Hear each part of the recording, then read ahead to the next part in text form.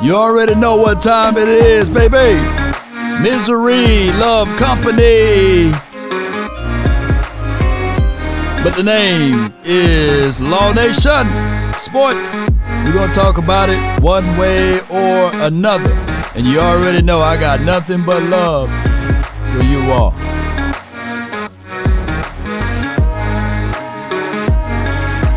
It's the room fill up. Be sure to hit that like button, share this content, let a friend or a neighbor know where to go when they want to tune in to Cowboys Sports Talk and beyond.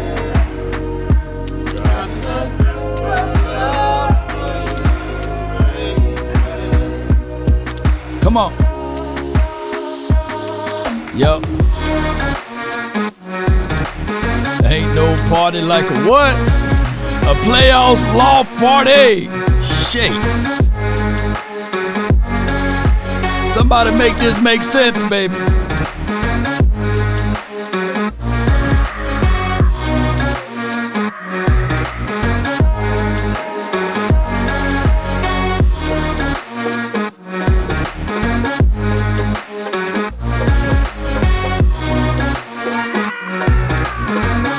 Five, 4, 3, 2, and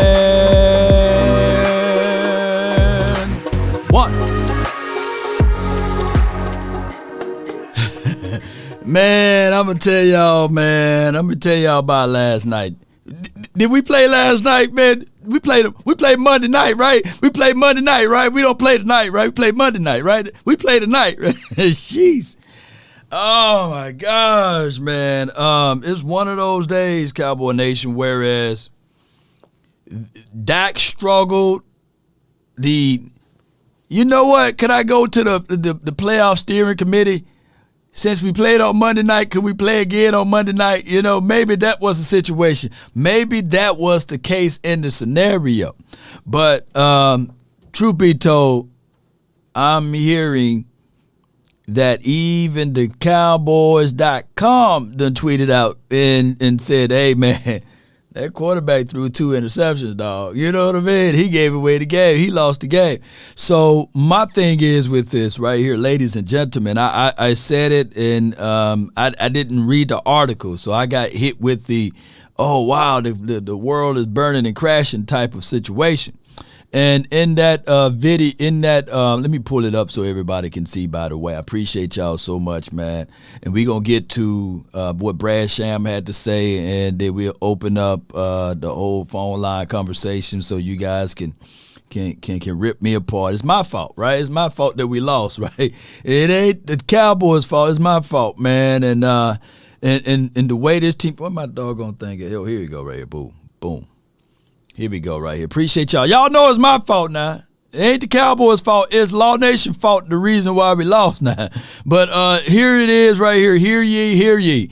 Dak Prescott, this is from the Cowboys official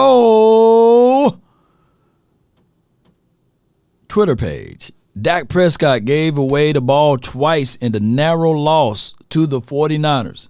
In a matchup, the Cowboys had a chance to win if they didn't against generating self-inflicted wounds.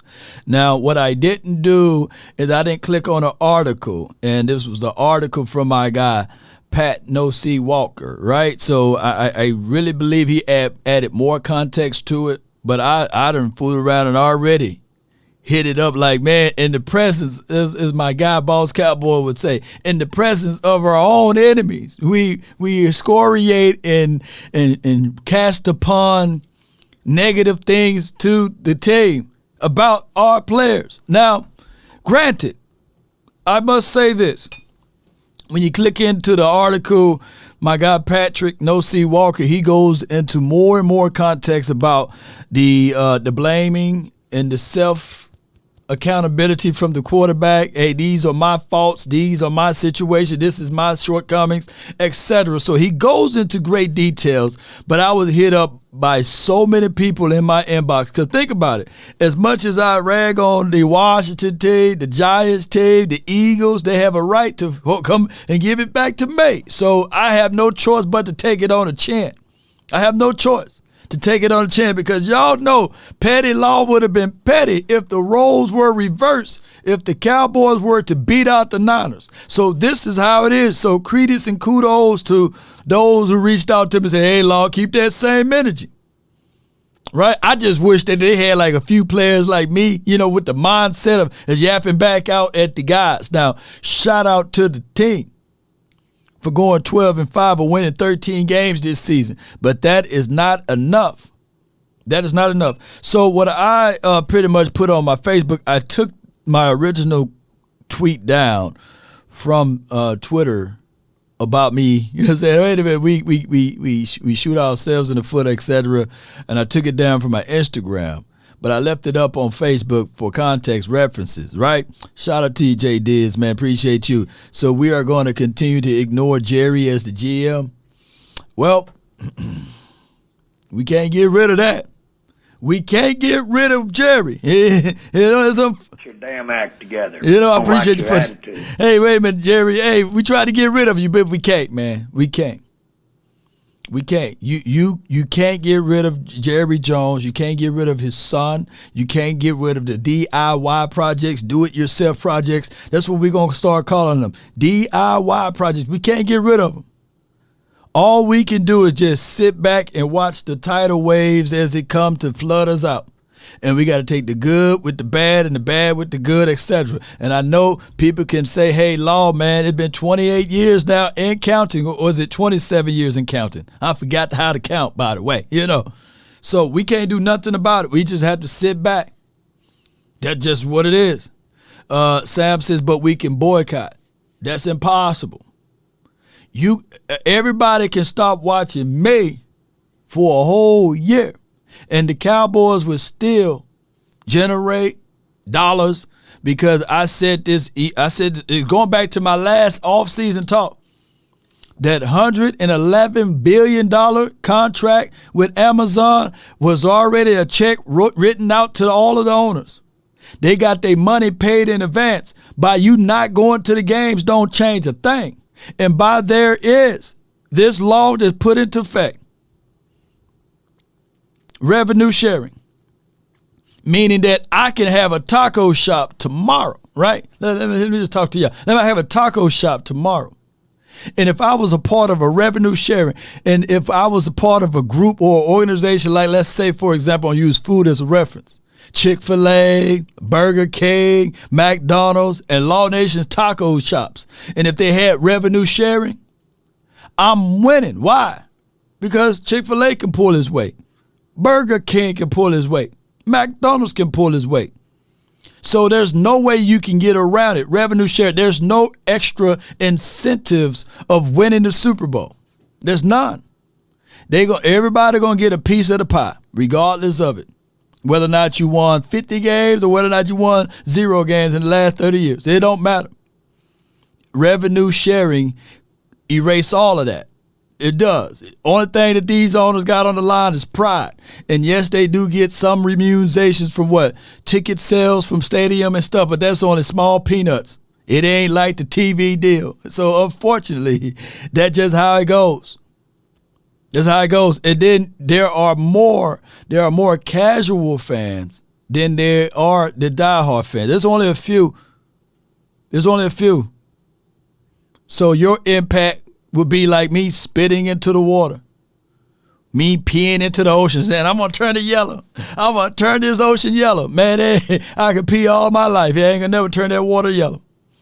So by y'all talking about, hey, we're going to boycott, because what will happen here, the moment you not, here's how crazy it is, the moment you don't go to the game, by the stadium being so massive and big, the day we play the Bills, they will outnumber us. Or whoever we play on our schedule, they will outnumber us and they'll pay full price to go see that butt whooping. It is an unstoppable force. That just a lot of people are going to go over their heads. You know what I'm saying? It is. It's an unstoppable force. I get what a lot of people say. We're in a cult run for your lives. Yeah, David Lawrence. Yeah, we in a cult, man, Right? It's just what it is.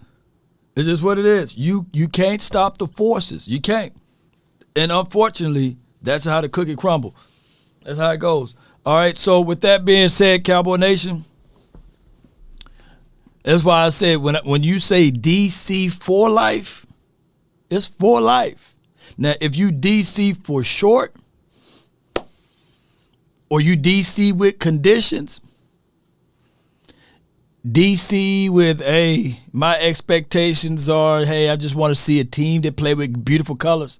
Then with lower expectations, without the hope and the possibility of winning the Super Bowl, you may live a longer life, right? You may, if you don't worry about this and you understand that what it is, this is an entertainment piece, nothing more than watching WWE or WWF, one of those type of activities, then you may live longer. But if you live in your life looking at this game and saying, I'm going to cash, like my guy Mattress Mac, $2 million on it, and if you're looking at this thing like it's going to control the outcome of your day or what you do, I mean, you might have shortened your life by about 10 to 15 years, man. That's just what it is. We don't have any control of the outcome of the game. We don't. We can beg, we can cry, we can be, and we can moan. You can substitute that other B word for you know what I'm talking about, right? Dak can win the Super Bowl riding the bench under someone who isn't average. This is from saying the Saint. Appreciate you, man. Dog, that's a painful one there, man. I want my mods to do me a huge favor. Allow the people to spit their nonsense today, you know. It's just what it is. I can allow y'all to speak your nonsense today. Because this is Misery Monday. And Misery love company, right? And that's just what it is. The actuality of this team, and before we play audio and everything else, I appreciate y'all. Can y'all still do me a huge favor? Hit that like button for your boy. You know what I mean? What were our issues last season? Wide receiver 1, right? Offensive line 2 on the offensive side of the ball. And if y'all want to say quarterback, you can put that in the mix, but I'm not going to go there. What was our issues on defense? DB 1, right? Front 4, 2. Linebacker 3. In this game that we lost to the 49ers, what were our issues in this game? What were our causes and reasons of why we didn't succeed? One can argue the crown of it all would be the quarterback, right? You can't turn the ball over. Going back to the DallasCowboys.com, I don't think that I have any longitude and latitude. When the Cowboys.com literally said Dak gave away the ball twine in a narrow loss. There's no way for me to refute. They took all of the bullets out of the chamber, right? They took everything away from me. I can't even have a rebuttal to that. When the own website is allowed to tweet this out, right? So once Dak Prescott is by far the public enemy number 1 on his own team by his own franchise and organization, there's tangible evidence. Can anybody refute that, right? Can anybody argue and debate that? Because if there were 31 other teams, have we ever seen a tweet like that? Let me know. I just need to know. Let me go back there only one more time. You know, that gave away the ball twine, right? And this is with their public shield and emblem, right? That is the Dallas Cowboys website.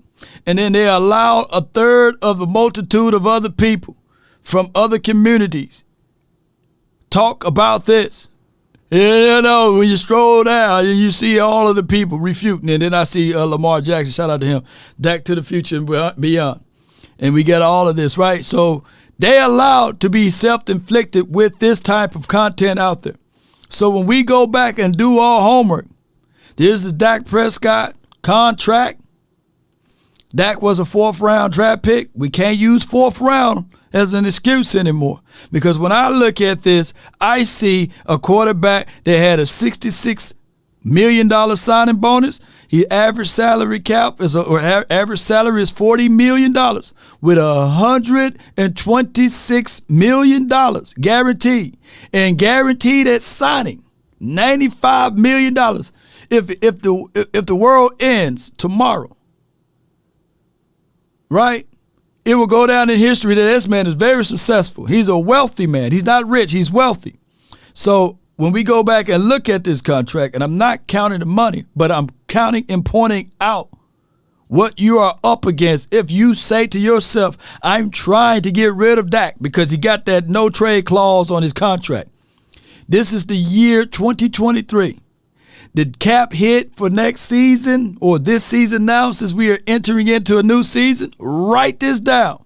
For those who skipped out on math classes, who skipped out when it was time to do the mathematics of the situation. But write this down. I know math is hard for some people. It is $49.1 million. That's his cap hit. If you cut Dak Prescott, you would then, dare I say, take a $89 million cap hit. Who is willing to take a $89 million cap hit? I need to know. To save face, who is willing to take a $89 million cap hit? Let me know. Let me know in the chat. $89 million cap hit. That if you cut him. It would be a $49 million against the cap. So the best option would be, in my humble opinion, in my thoughts, would be, what would be the other angle to this situation? What would be the other solution to this situation? Because you got Dak. He got a no trade clause. And he's your franchise quarterback. Instead of taking away from Dak, let's see what we can do to add to. There's a DeAndre Hopkins. There's guys you can go and get in the draft, but we tried that. We had got a Jalen Tolbert. We got rid of a guy by the name of Amari Cooper, by the way, and I know that that's old news. But sometimes you have to look back and say, okay, where did I originally got the flat at on my car? You know what I'm saying? Tire. Oh, it was way back last season. Oh, what you do? Did you get a whole new tire? No, man, I went on a donut tire. And on the instructions of the donut, it says literally, don't travel over 50 miles nor 50 miles per hour. You disregarded that and said, you know what? We got James Washington, right? And then James Washington, the first few weeks of the training camp, he hurt his foot. He hurt his foot literally before we went to Oxnard, I believe. We go to Oxnard, he breaks his foot. And we still sitting back talking about Simi Fehoko and Dennis Houston. Law, do you have any tangible evidence for that? Because I'm trying to look at this thing. I'm trying to look at this thing collectively. Let me see if I can pull up another account, though. Let me pull up my Twitter account elsewhere, though. Hold on. Let me see, because I think I talked about it earlier.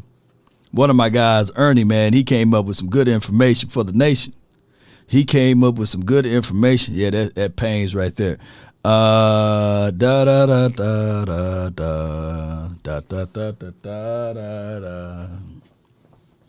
Cowboys open up. Ernie, appreciate him. Let me give him a round of applause for speaking facts over here. Not everybody want this. This is medicine that you guys gonna have to take. You know, this is how it is, man. This is front office and their thoughts and their logical reasonings. The Cowboys open up week 1 with Noah Brown, the 7th round. You can put him parentheses or quotations or whatever, you know, 7th round. Dennis Houston, undrafted. Simi Fehoko, Simi, 5th round at wide receiver behind CeeDee Lamb. They ended the season with Michael Gallup, Noah Brown, T.Y. That's very poor management. Now, as a Cowboy fan, I'm optimistic as all get out. I still say that, hey, man, we can win the Super Bowl. But when optimism reaches and meets the realizations. This is not me complaining. This is me explaining right now. Outside of CeeDee Lamb, who was a major threat on this wide receiver situation? What did we do this offseason to solidify this wide receiver grouping? When we look at the final 4 teams that's left in these playoff games, you got Brandon Ayuk. I'm going to try to go off the top of my head. I'm not going to pull it up. Deebo Samuel for the Niners.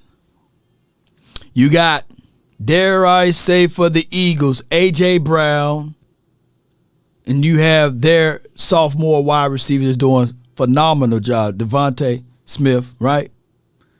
I'm not even talking about the tight ends right now. And then on the opposite side, you got Jamar Chase, T. Higgins, right? Right, for the Cincinnati. Who else made it?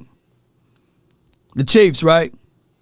They went this offseason and got Juju Smith-Schuster, right? Y'all said he was washed, he was buzzy. We didn't need to do that. I feel you on that. Marquez, Van, whatever, that dude name. I can't even say that man's name. They went and drafted Sky Moore. But to top it off, they kept one constant element, a consistent dog, a beast, an animal. Travis Kelce, you got to incorporate him as a receiver / tight end. Van Der Scantling, that's how you say that man's name? Shout out to you. Shout out to you. Mr. Wright Antoine says Odell. Law, who got Odell now? Odell went and got somebody. We went 3 to 4 months talking about Odell Beckham. We did. We talked about Odell. We talked about him. We talked about him. We talked about him. And it's been on for 3 months. You can literally go on and talk about this, right? Now, all of these at this point, we can go back and forward and say, hey, man, it don't matter, man. Shoot. We can have Randy Moss, T.O. in their primes with Dak Prescott, and he's still going to throw those interceptions. Law, come on, man. Hey, Law, we love you, man, but, man, you got to move on from Dak. And I go back to this, and even if I do agree with you, if you try to move on from a mathematical situation, it's damn near impossible. Unless you are foolish enough to sit back and say, you know what? We would eat upon $89 million. Now, here's another tactic that you can do. You can roughen the area for Dak Prescott. You can say, all right, man, you the reason why we losing games. And you can back him into a corner. And you can say, all right, Dak, we like you, but we don't love you, man. We want you to get on up out of here, fam. We're gonna draft another quarterback. Or we're going to pick up somebody else. And we're going to have you to hit the bench. That's impossible, too. It's impossible. Impossible. For to steer this man to say, hey, man, relinquish your no-trade clause. Now, the no-trade clause situation gives the player 100% of the control of the contract. Why would players put no clauses in their contract? Because there's a trust, layers of trust that's been broken. It literally takes thousands of years to build trust, 1 second to lose it. Thousands of years to build trust and 1 second to lose it. It do. It flat out do. So the moment the Cowboys slapped that franchise tag on Dak Prescott, he like, all right, cool. And then he broke his ankle in multiple pieces and they welded it back together. All right, cool. I will sign this massive contract that's in the range of $40 million, but I'm going to put a no-trade clause in there. There's nothing you can do. And switching over to my guy Ezekiel Elliott, the path of the righteous man is beset on all sides by the iniquities of the selfish and the tyranny of evil man, right? Ezekiel Elliott.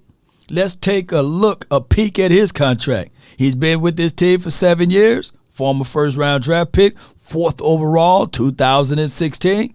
Alliance Sports Media. I thought he was with Rocky Arsenal. I thought he was with Rocky and Arsenal and all of those boys. But maybe that's who he signed up under. But neither here nor there. He got a 6-year contract for $90 million. 50 of that is guaranteed. Guaranteed at signing was $28 million. So when we look at this particular contract, I'm going to slide over. We are in the year of 2023. We are in this beautiful year. His cap hit next year will be, or this season, now that we are in the new season, right? Since we're going to be. His cap hit is $16.7 million next season. And I think as if it's a post-June 1 cut or something like that, you can cut them and save a few of that, but you still have to eat. You still have to eat $11.8 million. And the beautiful thing about his wonderful and lovely contract, he himself got a no-trade clause in his contract. Let me say it again. He himself got a no-trade clause in his contract. So you can't get rid of him, you know what I'm saying? So eat, Zeke, eat, you know. His contract goes all the way to the year 2026. Now, next year, you know, you can make that business decision in 2024 because instead of hitting the $14 million cap hit, you can just go ahead and cut them and save it, and then you can have $6 million worth of dead money. But, hey, shoot, there's nothing you can do about that, y'all. So my thing is, if Zeke, like you said, yam, whoa, yam, you can't trade him. You got a no trade clause, Kerry. No trade. We eating $8 million on cap for Collins next year. Yep. We are. I forgot to look at that contract, and we could have literally fleeced the Cincinnati Bengals. When you really contextualize it, we could have literally fleeced the Cincinnati. We did Cincinnati a solid.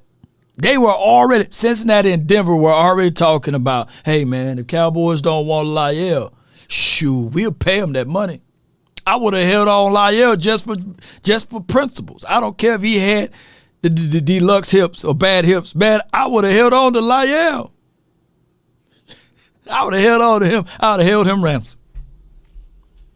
You gonna pay him anyway? Shoot. I would have at least held on to him until after the draft. So when the Cincinnati didn't get the draft picks that they wanted, at the first day of the draft, day 2, we got what's the name? Some breaking news over here. This would have been over here if Law was in control of that. Breaking news out of Cincinnati, Ohio. The Cincinnati Bengals are now giving the Cowboys a 2nd round and a 4th round draft pick for Lyell Collins. Lyell Collins is a former All-Pro, blah, blah, blah, or Pro Bowl offensive lineman that had some setbacks. And the year before that, the Cincinnati Bengals had the worst offensive line in the National Football League. I'm quite sure you could have fleeced them boys. I'm quite sure. But you showed your hand. You showed your hand with Lyell Collins, and you showed your hands with, say it with me, Amari Cooper. You showed your hand. You let everybody know, hey man, he half-hearted on routes. He's only good at home games. He's horrible on away games. Look, the Cowboys cut their nuts off and said, all right, why we can't bust one? You cut them off. That's why you can't bust them. You cut your nuts clean off when you got rid of Cedric Wilson and Amari Cooper. That's 1,400 yards. That's 14 touchdowns. Passer rating when targeted over 120. And you guys want me to make that make sense? Come on. Joshua, how you doing, Law? I told you I'll be back. Appreciate you, Joshua. Appreciate you, man. You won, man. All y'all Eagles fans, y'all better win. Y'all better win next week. I'm rooting for AFC, man. I'm AFC law now, man. If y'all feeling like I'm feeling, y'all put AFC law in the chat. AFC law. I'm rooting for any team coming out of the AFC. I can't, come on, football gods, y'all got to step in one more time for your boy, man. I can't have the Eagles nor the Niners winning the Super Bowl. So come on, AFC law, yeah, baby. Yes, indeed, baby. Let's go, let's go, let's go, let's go, let's go. Yes, indeed, man, let's go. Yes, indeed. Let's go, baby. No, don't y'all try to talk about me. AFC law, baby. Let's go.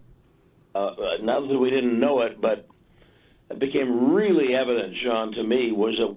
Brad, what was your major turning point in this game? The second interception. I just thought that, because that was the play after Pollard broke his leg. Mm-hmm. What became really evident, not that we didn't know it, but it became really evident, Sean, to me, was that without Pollard, they didn't have a playmaker besides Lamb. Yeah. And so the second interception was one that I don't know what he thought he saw. And that's the kind of mistake that they're really good. They're really, really. They were better than the Cowboys going in. We still them boys. Can't beat them. But you had to be almost mistake-free. You had to be almost flawless. And you certainly can't make a mistake like that in the red zone. It's points for you, and it turns into points for them. And so I thought that of all the whole game, if I can have one play back, that would be it. And the fact that it was immediately after Pollard broke his leg, that compounded it. No doubt, man. That, in my opinion, I think the first interception was the turning point of the game. Yeah, that first one. And people, when they half listened to what I said on this, when I did my analysis on this right here with my guy, Michael Gallup, y'all have listening. Like Dak Prescott, yes, he threw the interception. It's on him. But dog, sure, for anybody who play any levels of wide receiver, you got to sell the go. And the DB, he had him beat when he flipped his hips like that. Watch his hip turn to the inside. You got him right there. Now cut back inside. You got him right here. Watch him flip his hip. You got him. You got his hip flip. You come back and aggressively fight for the ball. But Dak Prescott, we can't have it both ways. Dak Prescott, horrible throw, horrid throw, late on throw, or what have you, and you can't throw in anticipation when there's no trust, no big trust. That, my friend, that first INT was terrible on both parties, Dak Prescott and Michael Gallup. But people only hear one side of my analysis and say, hey, Law, you can't be protecting Dak. Bull sugar, I'm saying he can't throw the ball there. And I wish they had me on the sideline. I'll be yelling at them. You can't throw the ball there. And my guy, Michael Gallup, what the hell are you running? We needed to see that on the sidelines. Can we get sounds of the sidelines now? They need somebody with some type of fire on the sideline. So that, you know what, Michael Gallup, when Michael Gallup try to run and press that route again, hey, man, Coach Law, man, Coach Law gonna eat me up, man. Oh, my gosh, man, Coach Law, man, this is gonna be his heartbeat. His heartbeat gonna be going fast. We hear Coach Law, Coach Law don't play that. Hey, man, Dak Prescott gonna be like, man, it's on me, man. Coach, man, was telling me, man, I can't go that way, man. I might as well eat the sack because I dog sure can't hear this man mouth. He ain't gonna let me up. He ain't gonna let it up off of me. And let's go back to the second INT for those. And I hate when y'all have listened to my analysis. Y'all thinking that I'm putting a sleep number bed out there for Dak Prescott to fall into a bed of roses. When y'all clearly, I went 5 hours. Nobody went that long last night talking about this team and what they need to improve on. It was 2nd and 2. They go empty, spreading out everything wide. And everybody, mama, uncle, cousin, Tupac climbing out of the grave, Biggie, giving him a helping hand. Saying, hey, dog, you might not want to throw this one, man. They playing pass pro defense. Why? You went empty. You went empty. You went empty with Dak Prescott on 2nd and 2. And they run option routes. They run a little hook route right in the middle of the field. That would have been a dream for me to get those type of looks as a defensive back. That would have been a dream. Oh, they gonna throw it right there?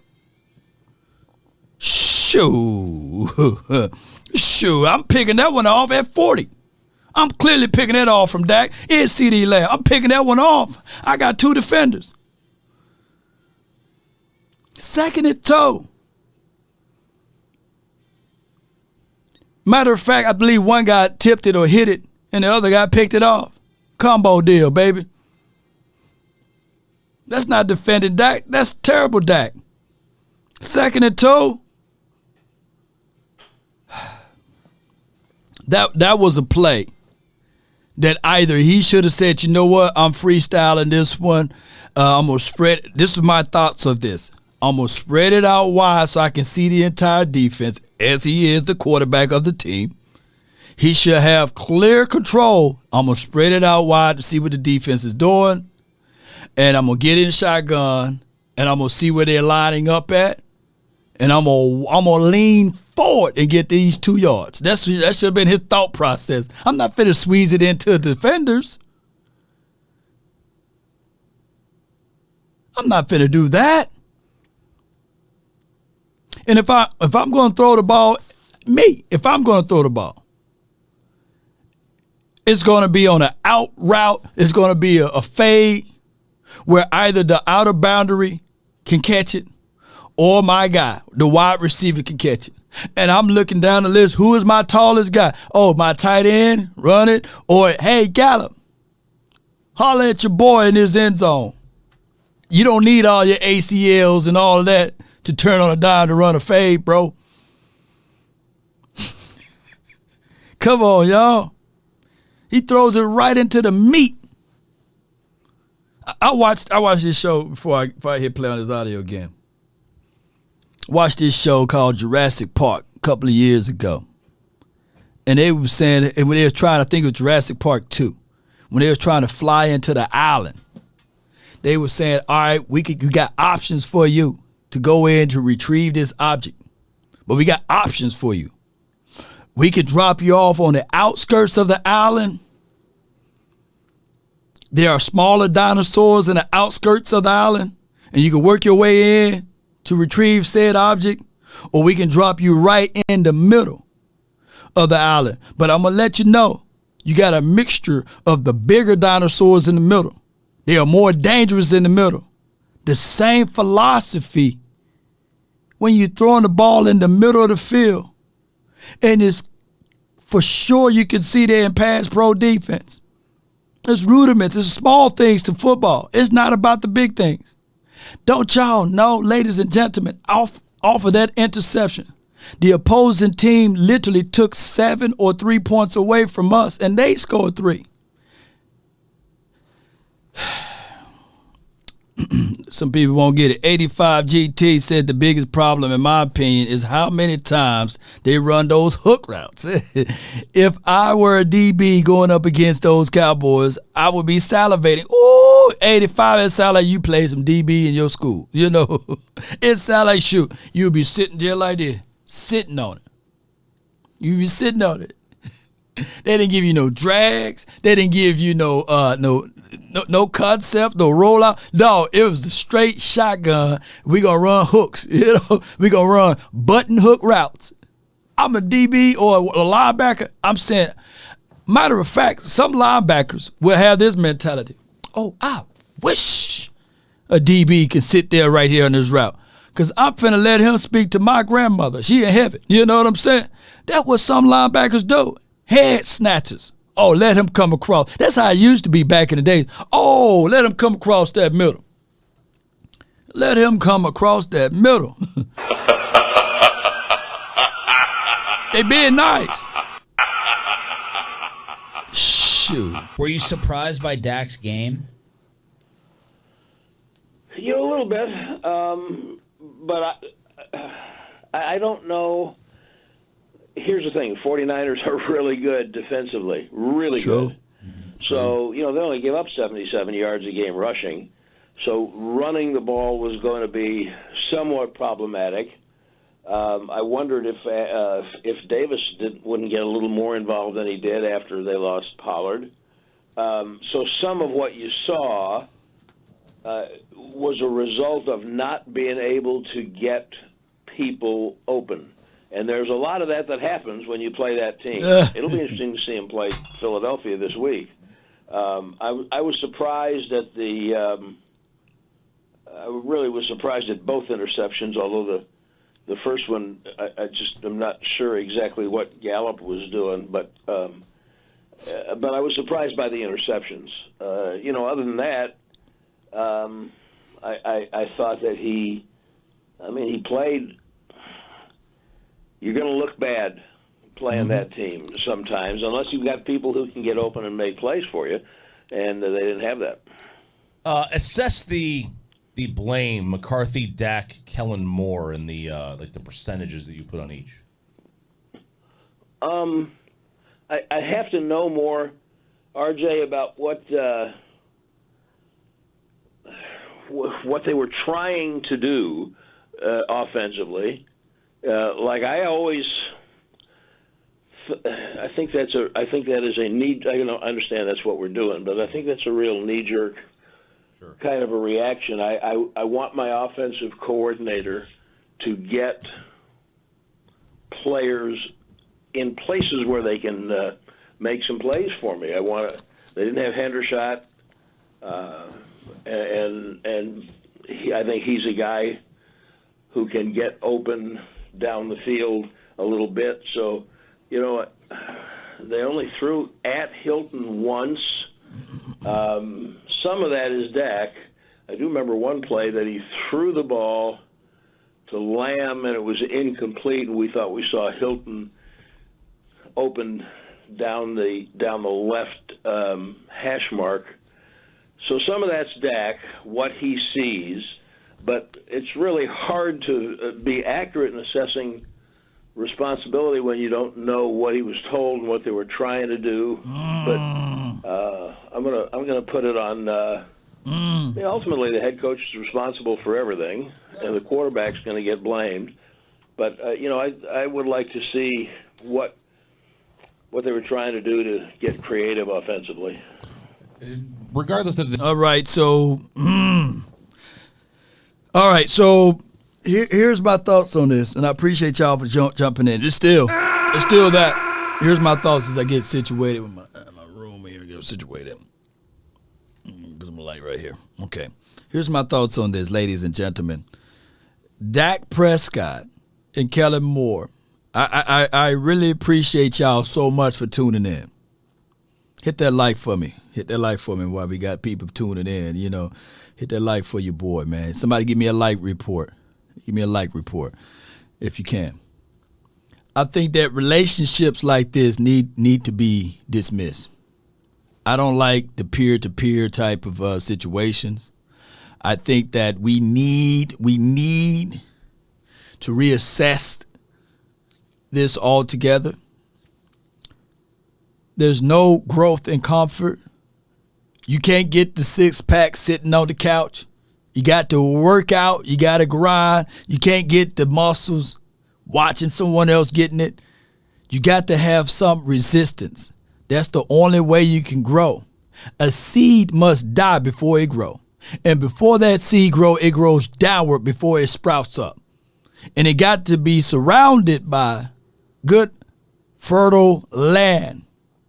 Now, JD from DC, didn't Cooper get shipped out of town because he objected to run another darn hook? Didn't Cooper get shipped out of town because he objected to run another darn hook? Shout out to JD. Are you talking about Cooper? I thought you were talking about Cooper Rush. You talking about Cooper, Amari Cooper? I don't know. I don't know what was the full reason. I think he got ran out of town because he refused to go get a certain shot. But I ain't going to go down that deep rabbit hole. That's a real deep hole there, man.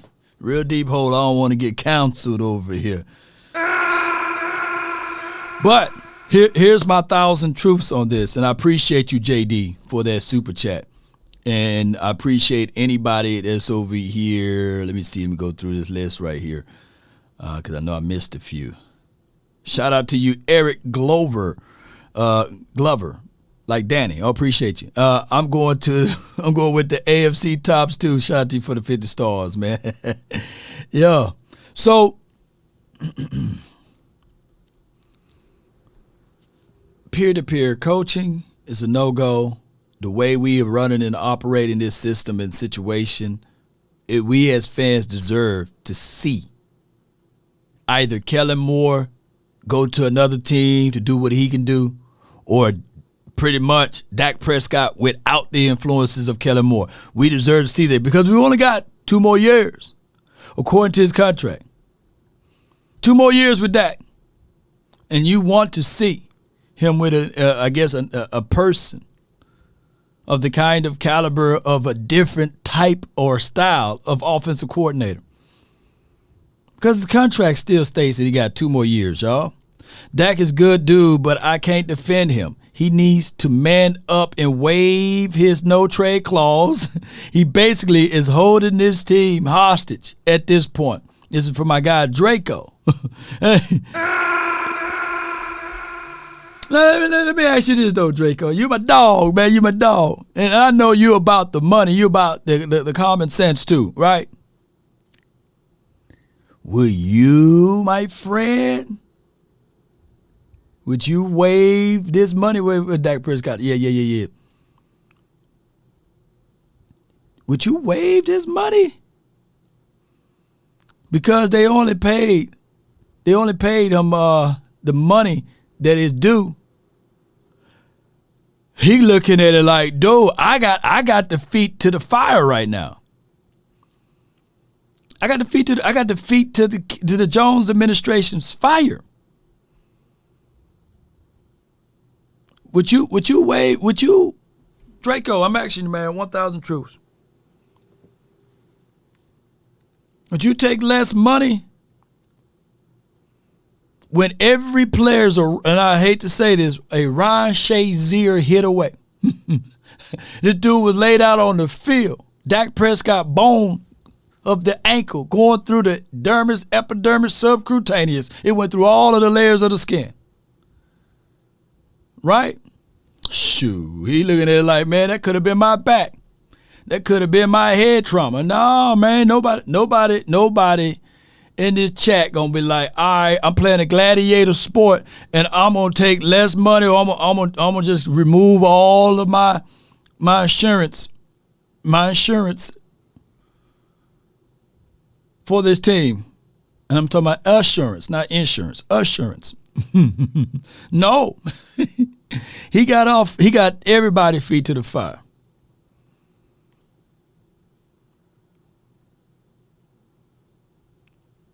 Even you trade Dak taking a huge cap hit. Yep. That's the other conundrum. The other team got to pick up that money too. Now some teams got more cap space or what have you, but that's just how it goes. Draco with another one. He wouldn't be waiving his pay, just no trade. The other teams would take on the contract. Yeah. But here's the other side of the coin, Draco. And I really appreciate you, man. Come on, let me give you another one of these, man. Let me give you a horn this time, man. This segment is brought to you by Draco. That's what we needed. We needed a Draco yesterday. All right, so with that truths, that's 1,000 truths.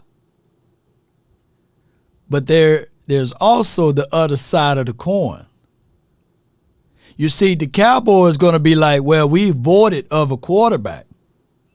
And if the quarterback, because from you waiving your trade clause, meaning that the quarterback got to pick his own team or have a chance to pick his own team, a la Russell Wilson, he waived his trade clause and he said, okay, I got options now. I can either go to the Giants or I can either go to the Denver Broncos, right? And he had options. I think Atlanta was in the mix too, I believe. But there's also the other side of remunerations. See, the Dallas Cowboys, they're going to be greedy. They're going to want 2 first-round draft picks. They're going to want 3 maybe first-round draft picks. They're going to want something in return. They're going to want something. They ain't finna say, okay, they're going to get rid of Dak Prescott for a bag of peanuts like they did Amari Cooper. This is not what they're going to do. They're going to try to fleece, the reverse fleece. And they're going to say, all right, it's just cheaper for us to keep them. That's what's going to happen, man. Got another super chat. We get your bars up, media. We need Sean Payton to help create the offensive game plan to hide Dak's major offensive deficiencies. Good work this season, Law. Get your bars up, media. Appreciate you.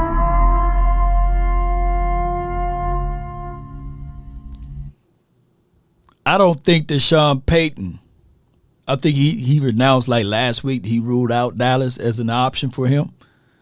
But I don't think that if we can go into the grave and raise Tom Landry up out of there, it ain't happening, dog. You still got the other issue with the problem. You got Coach Jerry Jones or medical doctor Jerry Jones or media credentialed Jerry Jones, owner, general manager, promoter, Jerry Jones, who's going to do 2 at the age of 80. I'm going to sit down somewhere. But he doing 2 interviews a week. He's supposed to be doing evaluations and looking at players as a general manager. He's supposed to be holding coaches accountable. He's supposed to be on the hot seat if coaches make mistakes. He don't have none of those responsibilities, but he do have the responso of making the final decision and on the makeup of this team. He said that he is in control of everything on his team. The socks and the jocks, the color of the Kool-Aid, you might as well say, instead of Gatorade. Jerry is not relinquishing that power. Jerry is going to be Jerry. And the moment he sees or smells Sean Payton getting the shine, getting all of the praises, he's going to step in and say, hold on now, Sean. Hold on, dog. Hold on. Hold on, man. And these are things that y'all don't want to hear. Hey, bro, come on now, dog. Come on, man. That's just the reality of it. Y'all don't want to hear that. That's the truth. Name me another owner that's going to do 2 interviews a week and his son doing 2 interviews a week. Telling everybody how they feel and their feelings on this player and what their game plans are for this particular game. There's nobody. There's nobody. We already knew.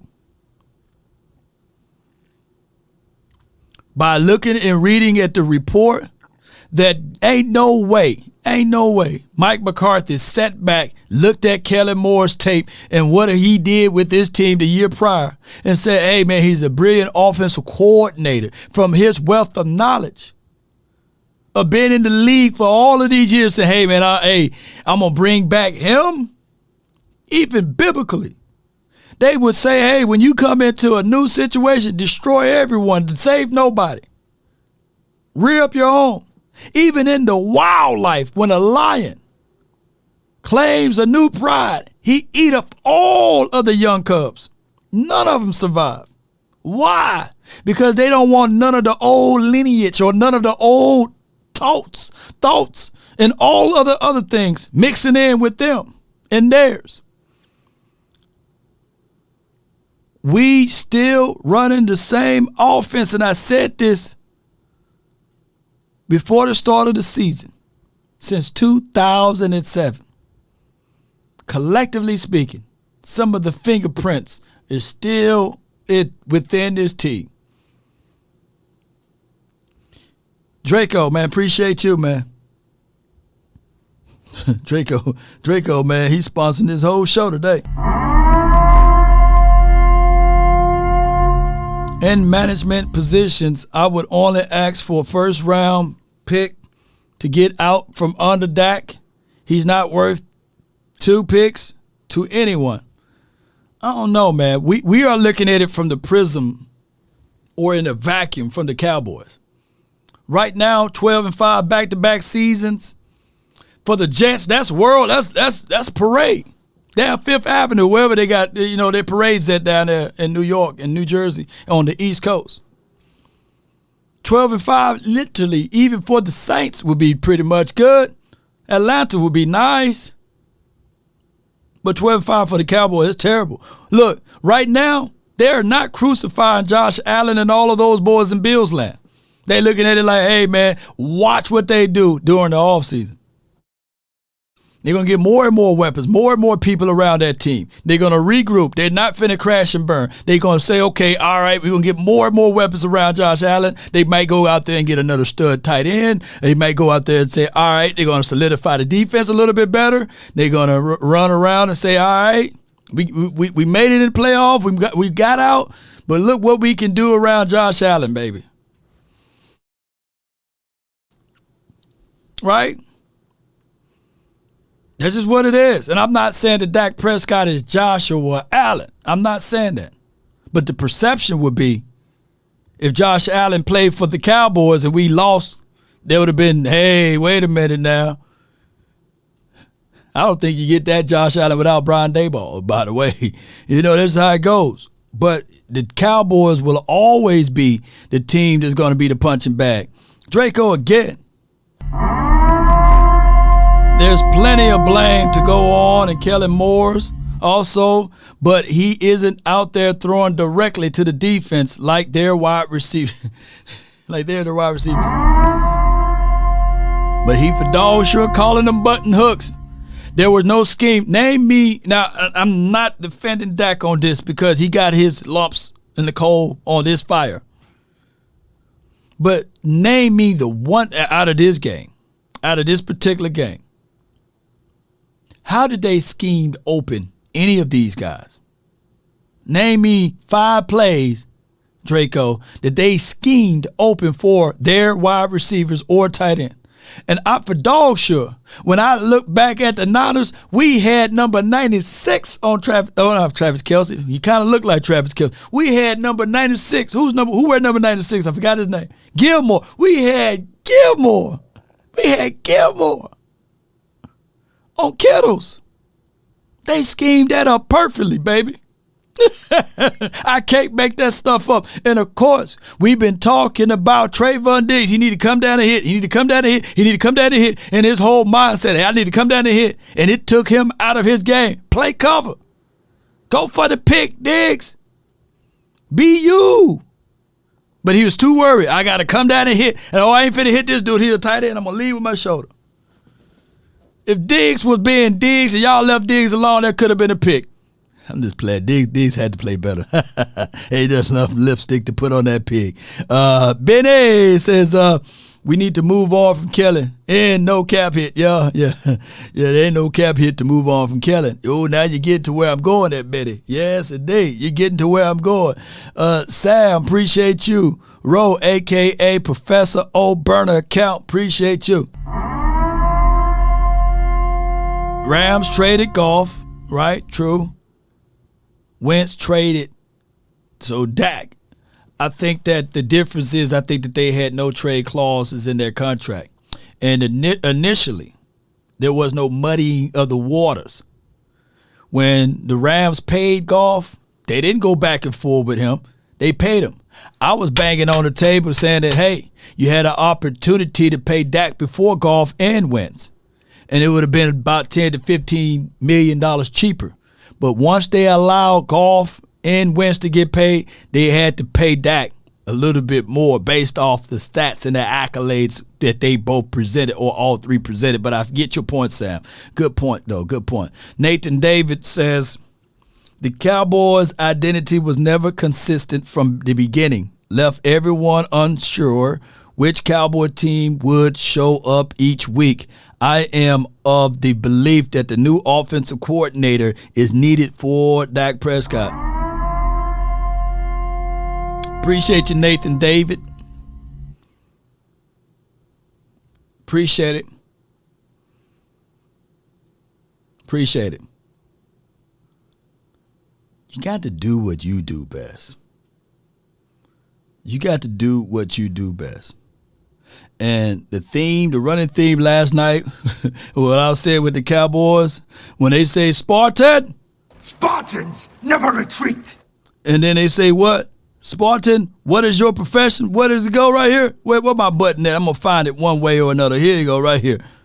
Spartans, what is your profession? Inconsistent. That's their professions. That's their professions, baby. We showed 14 personnel 1 week, disappeared. We showed 13 personnel, look, spoonful of plays, disappeared. We threw a new wrinkle in this game. Yeah, this previous game. I saw Avante Collins at fullback. I said, all right, that's unique. We got 2 yards off of that. You practice all week for 2 yards? What is your profession? What do you do? Have you ever worked with somebody that's always in everybody's business and they always brown-nosing the owner or the boss? Got so much brown on their nose. They want to be the person that tell the cleanup lady to clean up. Not even the supervisor, maybe a team lead, want to tell you, hey, you take your break. And then want to snitch, hey, you been out more than 15 minutes. I'm trying to go to lunch. Why you taking so long? Have you ever met that type of person? That's the worst person you can ever meet in your life. Trust me, when I was working frontline work, I hated those type of people. Hated them. Hate is a hard word. I disliked them, displeased them. Brown nosers, right? Always want to raise hand, just everywhere. Won't you just do your job, man? Do your job, man. Stop trying to do everybody's job. And that's the Cowboys, trying to do everybody's job but they own. Don't have nothing that can stick and stand firm to what they believe in. Are we a run-first team? Are we a passing team? Are we a physicality team? Physicality been all over the doorways and everywhere. Do your job. Play you. I know y'all somewhere right now, man. Yeah, I ain't lying, man. Ricky, man, always try to do everything. Take out the trash, try to sweep the floor. And he's supposed to be a clerical assistant, you know what I'm saying? I mean, he's everywhere. No establishment. You know what's best thing for your quarterback? We've been banging on the table. We like Dak Prescott under center. We don't really like Dak Prescott in shotgun as much. I like to give the illusion that this could be possible, a play action. I like the possibility that this could be a rollout. I like to keep my opposition on their heels. But moment you go shotgun empty, everybody, mama, uncle, cousin, Tupac know that you finna throw the ball. And damn, if it's a Dak run, I'll let him get 4 or 5 yards. Jose Plays YT says, Boise boys hero, baller, gotta go. Dallas need an offensive coordinator. Yeah. Are you not entertained? You good or no? Are you not entertained? The creativity itself, Brad, did you think that, because this was my contention coming out of the game, is that it didn't look like they were even trying to press San Francisco vertically. It looked like they wanted to win this with, all right, let's manufacture a run game with short passes, and we're just going to try and take advantage of some things in the intermediate passing game. I don't know if that's, they didn't trust them to protect Dak for long enough to take shots downfield, but did you see it that way, or did you see it differently? Didn't feel to me like protection was a big issue. I wouldn't quibble with that, Bobby. I wouldn't argue with it. Right. But again, I think Babe made this point when it happened. It's not an excuse because you have to make adjustments, and that's on everybody. But you've really got 2 playmakers.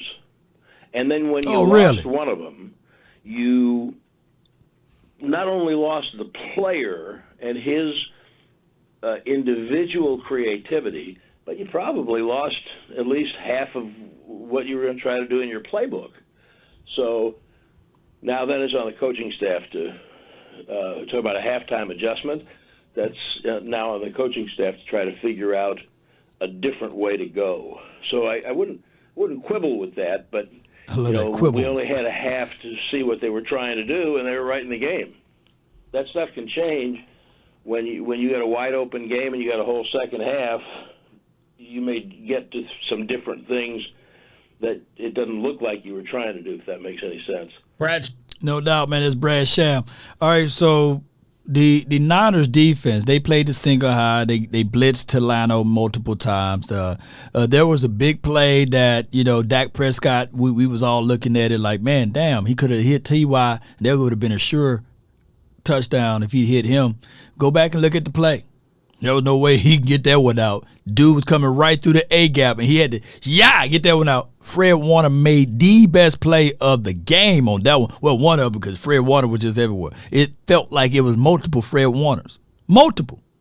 Don't you know, if we had Fred Warner on his team, we probably won't ever see him in that glow. We would have Fred Warner blitzing off the edge. Fred Warner would be an edge rusher, I can't make this stuff up. They probably bench him for LVE, for crying out loud. That's just how this up front office go when they look at defensive talent, for crying out loud. They would have said, hey, Fred Warner, man, we like where you run and play. Because when I look at my guy Parsons, who was pretty good in this game, dog good, we better start building it around Parsons. This offseason, I need to hear the Cowboys making necessary picks-ups and trades or what have you to continue to build around his defense, by the way. Draco with the $9.99, man. Brother, I'm 41. I've been a Cowboy fan my entire life. That's a long time, fam. It only hurts so much because I've defended Dak from the beginning, but now I see the haters were right about him all along. He just not that dude. Draco speaking from his heart, man. I feel you, man. Look, I can't. Fatality. You killed me, man. I can't protect Dak Prescott either. He cut off all of the land that's on the island. And the last bead or the last string of hope, I'm only talking to you right now, Draco. Our only hope right now, because when we look at the numbers, and I get it, right? When we look at the numbers and the remunizations, is there will be no possible way of me seeing that cutting Dak Prescott and eating $89 million will be sufficient. There's no way. But I know for sure there's no salary cap as it relates to coaching. I don't know if Dak Prescott is fixable. But there's an old scouting report that says if you've seen it once, you can see it again. And if you put things around said player and put it out of the hands of said player, then you can win games.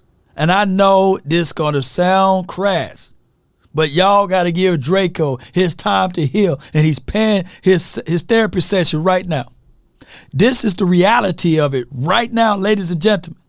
It is cheaper right now and more logical right now to cut ties with Kellen Moore and to see what you got with another offensive coordinator versus trying to eat $89 million of dead money that you would still have to pay this year, and then the following year $39 million, and then the following year $21 million. You won't get free of Dak Prescott and his multiple monies of millions of dead cap money until the year of 2025. 2025. So, let me break this down to those who need to hear this. For the other teams that's out there that's dealing with this is how the order's supposed to be. You have your owner, you have your general manager, you have your coaching staff and operation, and then you have your players. The owner applies pressure to the general manager, and the general manager applies pressure to the coaches. He's responsible for the coaches. But in this organization and franchise, you got owner, general manager / coach. So there's no one that can sit back and say, you know what? I'm wrong about Kellen Moore. There's no one that can sit back and say, hey, man, I'm wrong about this particular draft pick. There's nobody feet to the fire. There's no accountability. It's a do-it-yourself project, a DIY, meaning that I'm telling you that, yeah, to lay that sheetrock or those shingles on top of the roof, you may think it's easier, and you may think that you can save a lot of money. And you may look back after you done did it yourself, DIY project, it looked good. And then the rain start falling. And all of a sudden there's leaks in your house. And then they ask you, hey man, who was your contractor? You know, I looked up this video on YouTube and they said that I can use this particular gun. They said I can use this particular shingle. I can lay it this way. I can save some money. But at the end of the day, it's going to cost you more and more money, more and more resources, and more time, because that's not your expertise. And that is what we are dealing with, Cowboy Nation. This thing goes way above, as above, so below. What happens when the fish rots, it rots from the head down. And a lot of people would not understand this because they only going to look at this team and say, hey, it's the quarterback fault. They can see the same issue 10 years ago. It's the quarterback fault. It was Tony Romo's fault. I promise you it was. All we needed was a new quarterback. There were people banging on the table for John Kitna to be the starting quarterback. The backup quarterback is always sexier. Until he's gone. And then they start pulling out flowers and roses and everything else. The Mandela effect hits multiple.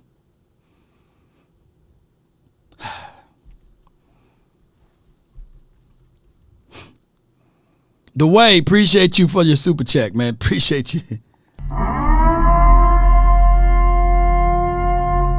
Reggie Bone, appreciate you. Jerry Jones said he made a deal with the guy above. If he give me the third one, he would never ask again. Been trying to figure out how to get more than 3. We won't win until Jerry is gone. Fatality. Man, I don't know, man. You know, I feel you, man, Reggie. Nothing we can do about that. You know, no, we can do with the deals he made with. If you made it with the man above, there should be nothing held against him, right?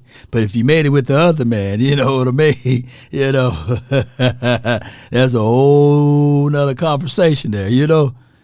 Not Law, this is my guy Press Ham. Appreciate you. Law, nobody going to miss Dak for right now.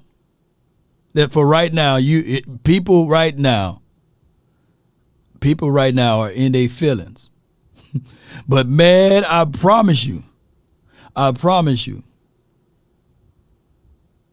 years removed, if you don't have a consistent quarterback that can fill in the gap, you be like, man, times were better when we had Dak.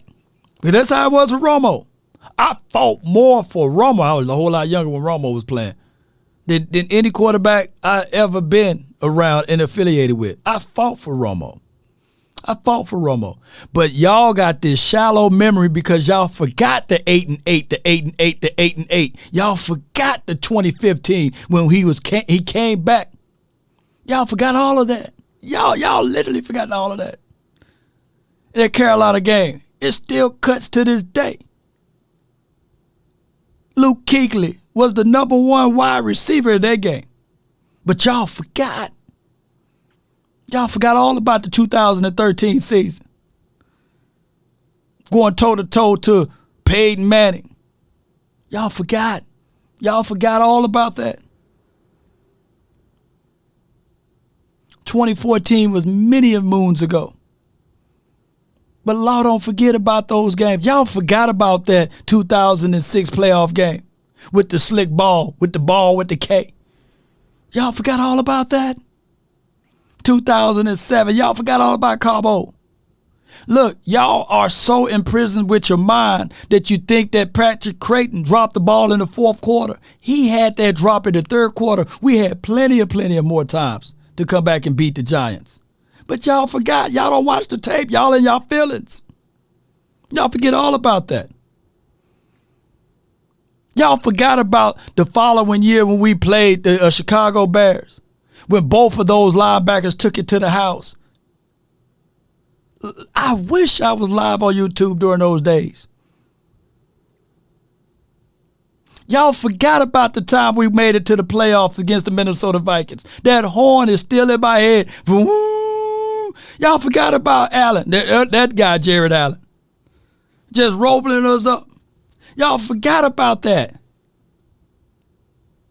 Y'all forgot about how many upsets and letdowns we done had with the previous administration and the quarterback. How hype we were, how crunk I was. And y'all think I'm going to fold up because of this game? Come on, man. When I die, there's going to be a star on my tombstone. Here's a fan of the Cowboys, win, lose, or draw. He wasn't fickle at all. He going to go to the grave rooting for this team. I'm a fan before Jerry Jones bought the team. Y'all forgot about that. Amari Cooper, who could have helped Dak, TP, going down, hurt the offense. Trayvon Diggs didn't hit nobody in the last 2 or 3 games and missed an INT. That hit him in the hands, blocked in the back on the LVE. Yeah. Yeah, I mean,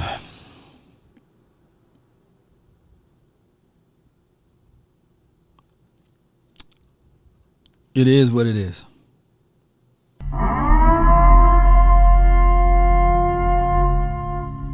Yeah. Yeah. Appreciate you, dog. Appreciate you. We are the only team in the National Football League that take away weapons from our team. We take away weapons and say, hey, give us results. Y'all fail to realize, man, we started the season out with Dennis Houston, fam. Jalen Tolbert. Simi Fehoko.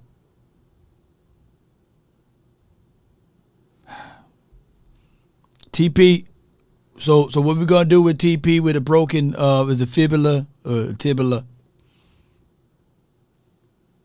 I said last night we pay the people that get hurt. We paid Dak Prescott. We paid Amari Cooper. We paid D-Law. We pay the people that get hurt. That's just what we do. I know it sounds crass, but that's just how it goes, fam. That's how it goes. So we'll figure it out down the line. What we going to do with Tony Pollard? Franchise tag him or not? I don't know. Pay Sean Lee. Y'all keep going with the list. You know what I mean? Pay Jalen Smith. Yeah. Wait a minute now. James Washington, you know.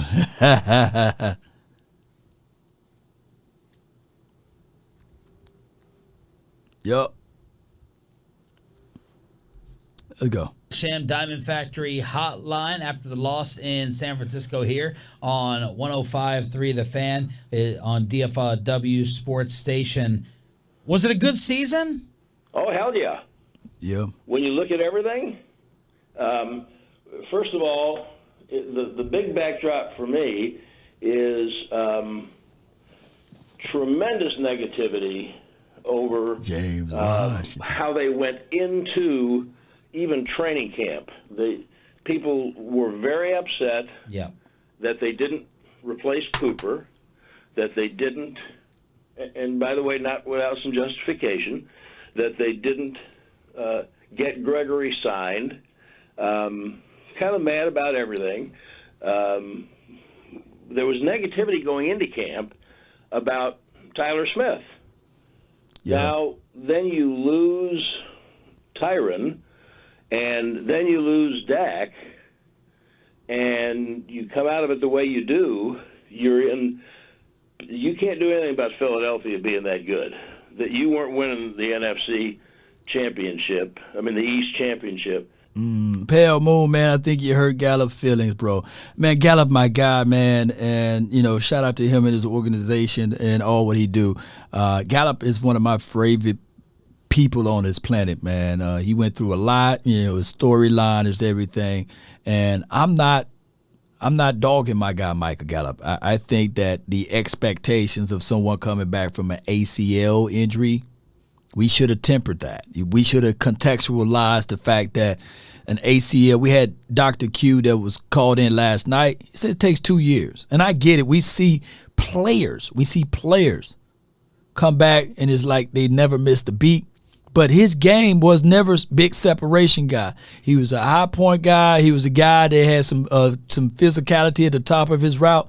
But getting off his releases, even in Colorado, they normally had to rotate him, move him around so that he can get off his releases, right? So my thing is with Gallup, Pale Moon, is that I just hope next season he come back a little bit better. If anybody from Gallup camp, because I know his camp, sees my video as a strike at him. No, it's not. It's not. But we can't see the thing that's on tape and look at it and say, all right, those are things that we don't see. Off his releases, he was standing too tall. He got to crawl down in there and eventually raise up, and you got to move his arms better, baby. You can't be moving your arms like you move your arms better. And then you chop down on your route. You don't know. That could be a slow go. You got to keep that DB in mind when you're running your routes. And Dak Prescott himself. I know his brother's telling him like, dude, you got to play this game within the game. Tad is not going to give this dude no soft balls and no soft feelings. Y'all think that Dak Prescott is not getting criticized by his father and his brother? Shoot, they going to criticize him. They criticized him last night. And when you go out to Oxnard and training camp, if you go to these practices, they had every practice. They are critiquing and criticizing him. Last I checked, for those with fair constructive criticism, it's important. Even the creator chastises the ones he loves. So there should be an even distribution. But what I get angry and upset at is that people thinking that, hey, I'm literally saying that it's not Dak Prescott. No, you got an offensive coordinator drawing up plays with Crayolas. There's no scheme attached to this. Appreciate you, man, Pell. This is not at you, but it's just what it is, Appreciate you said it's a fair assessment. It's hard to hear the truth. Yeah, I know. It's hard. Because that's what kind of year the Philadelphia had. So you kind of worked through that, got back to being a playoff team that had a chance to win that game, even though they weren't the best team going in. Yeah, absolutely. I just think you have to, if you don't like the result, and I understand people didn't, but to me, you always have to be realistic and look at the big picture. And the second straight year in the playoffs and the second straight year winning 12 games, that's part of the soup too. So, yeah, yep. Absolutely. Was it what they wanted? No. In the finish, was it, did it come out with the result that even they expected? Absolutely not. But was it a good year on balance? Yeah, absolutely. Brad, do you think these... No doubt. And I know y'all don't want to hear this. But this would be the first time since, 15 years, Cowboys making it back-to-back playoff appearances? And let me ask y'all this question that's listening right now. Did we advance further in the playoff than what we did last year? Let me know, yes or no. And there's no but in there, yes or no. Did we advance further than what we did last year? Was this an improvement for what we did last season? Yes or no? But what's happening here is that we don't have the longitude and latitude or the patience and the temperaments for this growing pain to go through. We don't. We want it now. J.G. Whitworth, And I need cash now. We need to call him right now. We need to cash out now. Why? Why? Because of the inefficiencies of the coachings of the past. The sins of this team has fallen upon Mike McCarthy and his leadership upon a guy that we know for sure out of Kellen Moore is drawing up hook routes, button hook routes. Dak Prescott is not in the optimum offense for his skill set. I had somebody to just lie upon me and said, yeah, Law saying that Dak Prescott is consistent in the chat. No, he's not consistent. I said this a couple of weeks ago. You can't expect inconsistency from your coaching staff upon your wide receivers' inconsistency, upon finding consistency with your quarterback, when we can clearly go line for line on every part of this offense. The running game has been inconsistent. The wide receivers have been inconsistent. Lo and behold, the quarterback is inconsistent.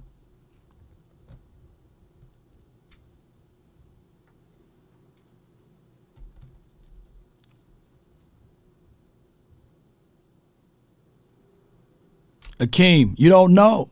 We don't know. We don't know, Akeem. Law, well, the Lord isn't a Cowboy fan. There's a certain group of people that wandered in the wilderness for 40 years. 40 years they wandered in the wilderness since you read your Bible and you want to bring up the Lord's name. For 40 years. Clothes never withered. Food falling out of the sky. The people that got them across didn't get a chance to see the promised land. The man that led them across. What we thinking is that every year we supposed to be into the thick of it. Read up, man, Akeem. Read up, since you want to bring that up. I don't think we've been on a 40-year drought, but man, boy, we almost close to it. Where are your steadfastness, man? Where are your belief at?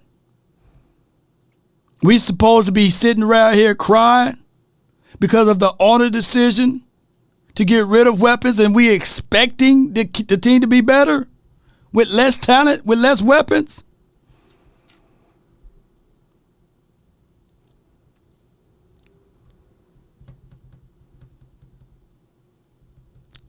Were the final games for Ezekiel Elliott and Tyron Smith with the Cowboys?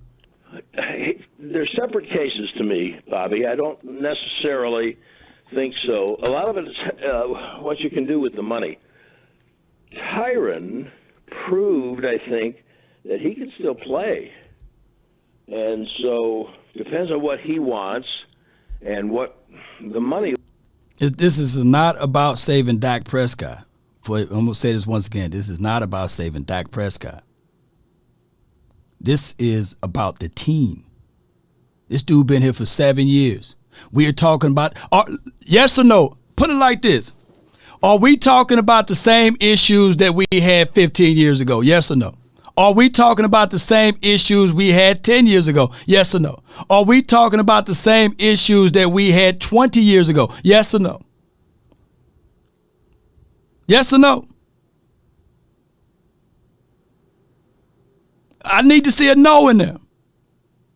We're not talking about the same issues, right? Come on, y'all. We are. We talking about the same thing.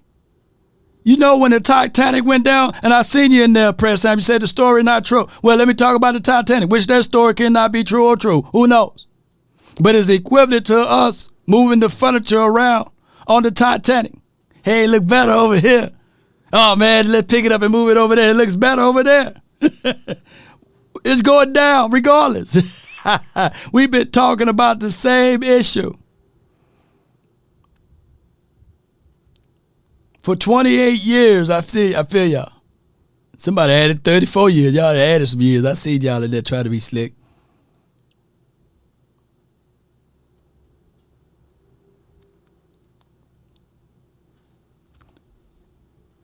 It looks like you could, at worst, theoretically, he could be your backup tackle on both sides next year if he was willing to do that. Or, I mean, to me, he proved he can still play. I wouldn't have a problem going into the year planning on Tyron being the left tackle and Tyler being the left guard again, like was their plan this year. No doubt, man. My guy, True Farley. Appreciate you. It's about solutions. Dak is going to be the quarterback. Get him an offensive coordinator. You ride these next 2 years out. I mean, that's the only other thing we can do at this point. It's about here's what the whole overall concept should be. You understand your flaws and you work it out. That's what I was saying to my guy, the OC, the other day when we did the final word. I gave him an analogy with the car concept. I'm not finna take a F-150 and put it on the strip to drag race it, right? Juxtaposed to a Ferrari. And I'm not finna take the Ferrari and put a trailer hitch on it and expect that Ferrari to tote stuff around. But the expectations is when you try to move somewhere, you try to do it for cheap, and if you know partner with a car or a truck, you're going to call the guy with the truck. Hey, man, let me borrow your truck for days. You know what I'm saying? So I can use your trailer hitch, so I can use it for that capacity.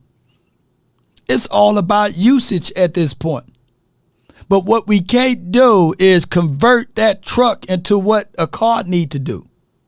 And that's what, ladies and gentlemen, they are doing with Rain Dakota. What was my formula to win games?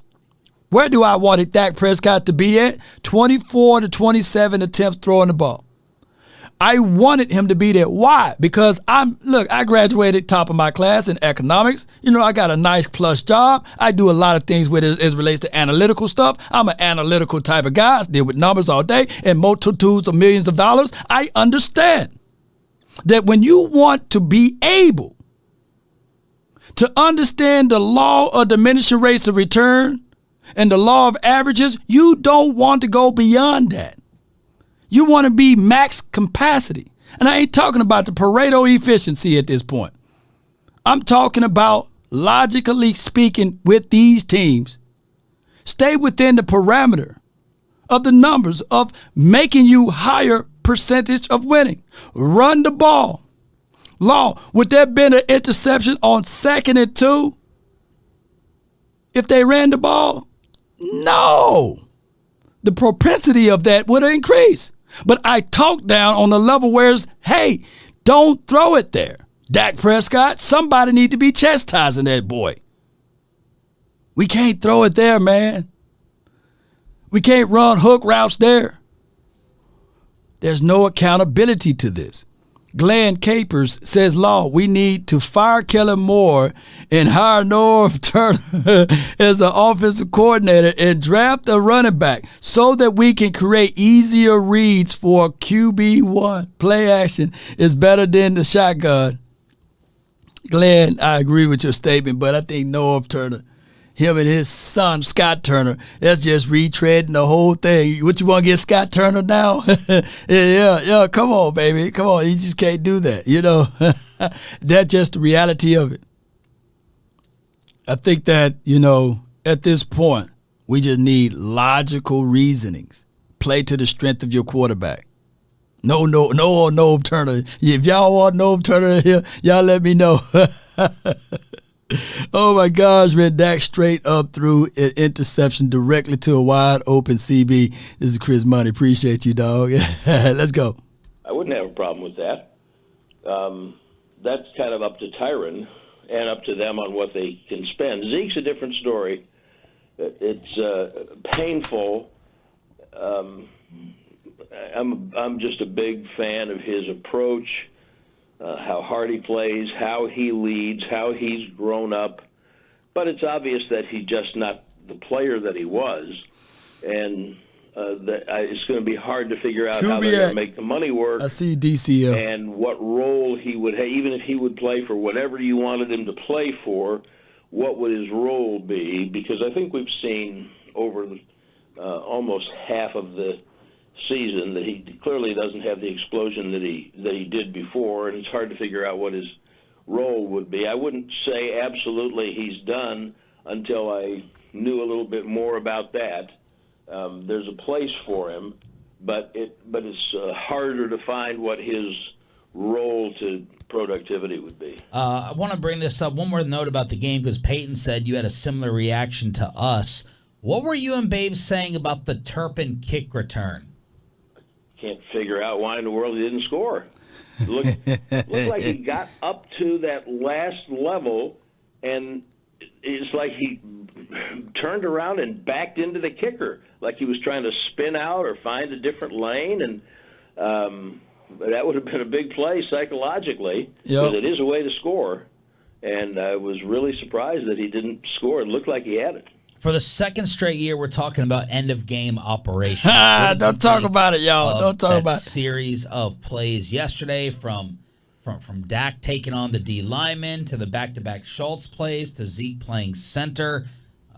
What did you think? Well, I don't know what that was. The last play. That was something. I can't fantasy even talk to you about that. Never seen anything like that. I mean, I'm glad I lived long enough to see that. But I don't expect that there's. We could ask, and they could, if they were completely honest, say, "Look, this is what we were trying," and you could look at it and say, "Oh yeah, okay." That was just a last gasp. That was just one of those plays, man, that you sit back and then you would just put that on the highlight reel to talk bad about the Cowboys, man. That's one of those plays, man. But you gonna be like, man, that was just crazy, man. That's one of those type of plays, man, that go bad on the resume. Samuel Rowe, a.k.a. Professor O. Burner account. Don't gloat filthy. Winter coming for you. Trash. Quarterback. He hasn't beaten a top 10 QB. Schedule. Okay. Popcorn schedule. Also, this is my last super chat since Law got millions, man. Oh, I don't got millions, but I handle and operate millions, but appreciate you. Thank you. Look, you can take this one back if you need it, though. I appreciate you, though.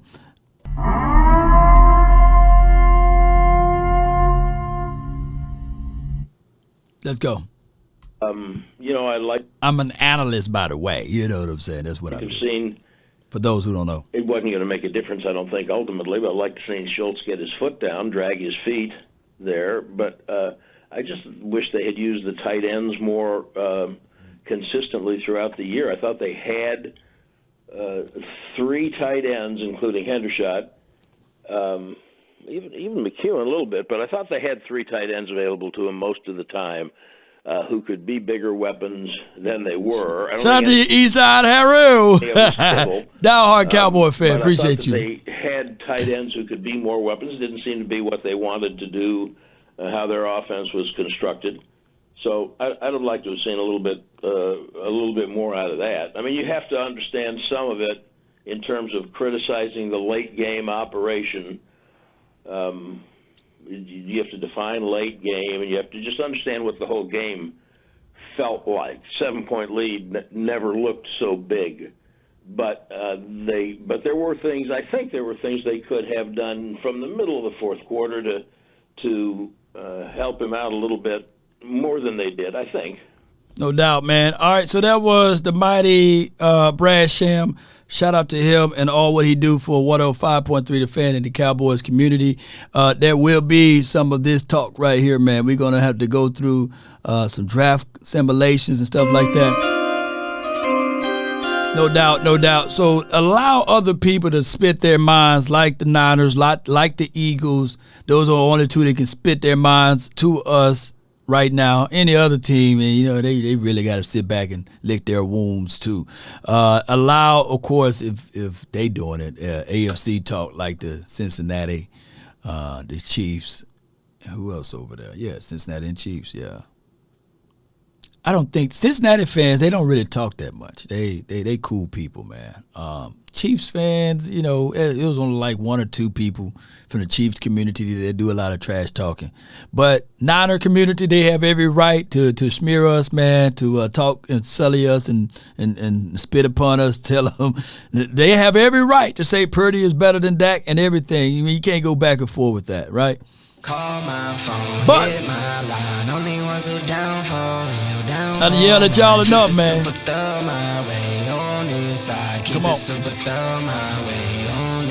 Now it's time y'all yell at me. Here you go, right here. Phone number. One of the mods, put that in the chat. Come on. Coasting over in the hidden hills. In the popping straps of blue faces, not the pills. Heard you calling bluffs, I show and prove it is for real. Son of God, not a son of Sam.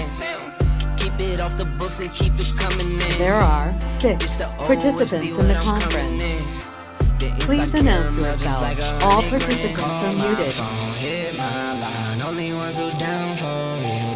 Woo, boy! God, oh, y'all fill that room up, man. Hey, God. Yay, my goodness, man. Oh, my goodness. All right, man. All right, let's roll with it then. I got, woo-wee. Jake the Great, you live, dog. Talk to me. Woo, man. Well, Law, before I start, I'd like to say, man, I appreciate another good year with you. You know what I'm saying? I'm not going anywhere. Just let that be known. DC for life. Appreciate the hard work you put in there, you, Botch, and all the content creators. And shout out to Twin, man. You guys got a good organization over there. I'm not going to hate. You know, I'm not going to get mad at teams that do it the right way. Even shout out to the Eagles. Y'all handled your business. I'm not going to. No, it hurt. It hurt, though, a little bit, though. It hurt a little bit, though. Oh, I feel you, though, man. It hurts. I feel like Monty, right? I feel like Monty right now. It hurt, man. It hurts, man. I wanted. You don't know how bad I want to play that Monty clip, man. I wanted to play. Oh my God. I'm hurt, Law. But you know one thing about it, I'm not gonna reach for the low hanging fruit. You know, but Dak, you know you can't throw it in passes like that. But you know the main thing is Jerry Jones got to look himself in the face, and he's got to realize how foolish he is, and that these inconsistencies, like we've been seeing this too many times, time and time again. Right. How do you throw the ball on a 2nd down and 2, and you're at the red zone? And it's so heartbreaking for us, the fans. I even had you even had a caller calling from the Zan. Shout out to the Jan chat, app, and he said that, man, we all right. We're gonna go in there, and Malik Davis is gonna take a place. Malik Davis had no carries. Zeke finished with 10 carries. It's the play calling, man. We gotta try something new because we can't cut that. That's a lot of cap to swallow. Right. We got to try something with this coordinator, man, because I've seen enough of inconsistencies, of not being. He can't check that. Dak was better when he had John Kidner as his quarterback coach, and he started doing that little wiggle, and he got his accuracy better. Dak needs somebody over him that can grab him by the shoulder pad and like, yo, you got to stop talking this. Excuse my language, messing this up. Until we get that better coach, you know, man. That's all. That's all we got, man. I appreciate you, Jake the Great, man. You know. No problem, man. Shout out to him, man. Good call from him, man. That's just how it goes, y'all. He vented off really good, man. There's too much money to eat right now, and you're going to have to build around it. All right, y'all know the program, man. Y'all know how it goes. When somebody talking, we're going to have planes. You know what I'm saying? So when I see a lot of planes, that means you got to land that plane. Y'all know how I go from last night. So you got to land the plane. So Jake the Great did a good job, though, you know. But y'all know how it is. It's kind of like my deal like the Sandman when you see the planes that's in the chat. So, all right. Swayze, man, you live, dog. This is Swayze. I'm just a Cowboy fan here. Law, I've been calling on your show for years now. Yep. Since probably like 2018, 2019. I don't really remember. Right.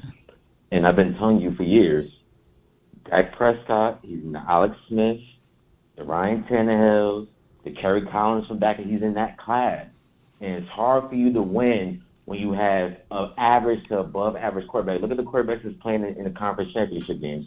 3 of the 4 quarterbacks that's playing conference championship games are considered elite in MVP conversations. That's where the league is headed. And until you have that, you kind of handcuff your team, especially when you're giving someone $40 million a year. Now, I understand you said that we have to stick with him for the next 2 years. Only 1 year. After the second year, you're saving yourself about $12 million. I think in 2024, it'll be a $52 million cap hit. If you come, it'll turn into a $39 million cap hit in dead money. Dead money. You really eat 39 though? You really eat 39? First of all, that's 2024 though. Get the train rolling. The 2024 class of quarterbacks, it's elite. It's loaded. It's Caleb Williams, Bryce Young, the whole nine. It's elite. So like I said before, he's just not that guy. And people try to put the blame on Kellen Moore. Kellen Moore didn't tell Dak Prescott to throw an interception on a late comeback route. That's common sense. That's thinking. We want coach to do. Stop giving him excuses. He's not good enough. Let me ask you this then. So is Kellen Moore good enough though too? So is Kellen Moore resolved to this? Dak is the problem. So we would be 12. We probably would be what 13-4, maybe 14 and what have you if we kept Cooper Rush. You believe that? 5-1. I mean, I think 4-1. Yeah. We'd be in the playoffs. Don't get me wrong. We'd be in the playoffs. We probably would beat that sorry Buccaneers team that was 8-9. So let's not make it seem like, oh my God, Dak Prescott saved the day when he came back. We were doing completely fine without him. And I'm not saying Dak Prescott is sorry. I don't want people to look at me and say, you Dak Prescott. Hey, I'm not saying that. I'm just saying that in this league, it's the have and it's the have not. Unfortunately, Dak Prescott, he's a good guy. He's the person that you probably shake hands with. He's the person that you probably meet with your parents, bring it to your parents. But he's not. The football ain't about that. Football is about having results. It's been 7 years. He does not have results. Let me ask you this though. How many games do we win next year? Yeah, I'm not gonna lie to you. We probably go 10-7. We probably went 10-7 or shoot. We probably go 12-5, man. Shit. But you ain't gonna have no possibility. You ain't gonna have no possibility to get those quarterbacks you were just mentioning. No, but like I said, it's called planning for the future. This draft, I'm not gonna lie to you. This draft, I'm selling my picks for next year. I'm adding material to my farm so I can sell the farmhouse for a potential franchise quarterback. That's what you need now. But Swayze, man, I know you've been going back and forth with a lot of people on my IG page, and you stand your ground tall, man. You and Brandon, y'all like the twin factors over here. I'm gonna ask you this though: at 80, do you think that Dak and Jerry Jones, he's 80 years old? You think that he's willing to go with that process of thinking year 2025 and 2026? I think Jerry. First of all, in today's Joe Burrow went to the Super Bowl his second year. And these days, with the quarterbacks going to QB camp and national championship, that's on ESPN in front of Cowboys Stadium. Like the QB today is not how it was back in the 1990s and the early 2000s, where you had to wait 4 or 5 years. QBs immediately They give you game-changing results immediately. The Patrick Mahomes, the Josh Allen. Whoa. Justin Herbert and Josh Allen right now. So what is the Swayze of the Bills fan is saying right now about Josh Allen and Justin Herbert right now? I'm telling. If I was a Bills fan, I would say, hey, I need my quarterback to have a run game. They got one of the worst run games in the league. I bet you he wish he had Tony Pollard on his team. I bet you Josh Allen's like. I bet you we wish we'd have finished this game with Tony Pollard. We all wishing that. But even that before then, first of all, he gave the 49ers free 3 points. That's a game-changing interception. True that. There's no argument against those interceptions. He missed T.Y. Hilton, but he missed Michael Gallup. Michael Gallup was running freely. He threw it behind him. it's almost like he just choked the game away. And we have to call it the way it is. We have to call it. Just because you're a Cowboys fan doesn't mean you can't turn a blind eye. Right. But let me ask you this, though, before I let you go. And I know you probably don't follow them. What would be the reason why the Bills didn't win with that elite quarterback over there? Only because of the run game? I think that was one of the reasons why the Bills didn't win, because I watched the game, is because the Bengals' run game, like in the trenches, they just killed them in the trenches. I'm talking about, and I don't think necessarily but see, Cowboys. Here's my thing though, Swayze. Here's my thing. In the Cowboys world, they would say Cooper Rush is better because he would have been able to figure out a way to beat the Bengals. Yes or no? Nah, nobody. Cooper Rush beat the Bengals. Cooper Rush beat the Bengals. This is why. No, I'm gonna say this, right. This is why people treat Dak Prescott. It's one of the reasons. Of course, he's a Dallas Cowboy, right? True. Like the Yankees, but another reason is because with the eye test, people already see from the eye test. All right, he's not as accurate. Okay, he's not as athletic. Okay, he's not as fast. Okay, he has the intangibles. All right, if you have the intangibles, what can you do? Can you at least not turn the ball over? He has not. I'm gonna throw a stat to you. He's a turnover machine. I'm gonna throw a stat to you. Right. He has not had back-to-back free turnover, meaning no turnovers, in back-to-back games since 2019. He's a turnover machine. Like, come on. No doubt, man. Hey, he's a turnover machine for this season for sure. Not necessary for the previous years. He was top up there between. Fumbles. Yeah, he was and fumbles. Yeah, fumbles and everything. But he was still, as far as that ratio, I think he was up there with the. I hate to say the word the elite status. Unfortunately, though, based upon his match. Based upon that, he was up there with Mahomes and what's the guy Aaron Rodgers or what have you. He was up there. I'm not trying to make this a comfortable situation for Dak Prescott. I'm not saying that. We're gonna have to get better. But in my opinion, you at least, Swayze, can we agree to disagree? He at least here for one more year. At minimum. Yeah, he's here for one more year. Yeah, at minimum. For one more year. No, he's here for one more year. That's why I don't agree with getting another offensive coordinator. You want to see this again? Wait. You want to see this again? No, not necessarily with Kellen Moore, but I would like Mike McCarthy to call the plays. If that, you got to give that man a chance to even save himself. You can't just say, "Oh, Mike McCarthy gonna be the head coach, and you ain't have a chance to save himself." This is a Super Bowl play calling coach. Let's give him a chance to call the plays. Who called the plays over there in 49ers land? Their head coach, right? Yeah, head coach. Exactly. Right. So that let me know, man, if Kyle Shanahan was here and we had Kellen Moore on the staff, who would call the plays? Kellen Moore, of course. See, we know that. Now we agree to disagree, man. I love you, man. Appreciate you, man. God bless you, man. Swayze, man. That's my guy, man.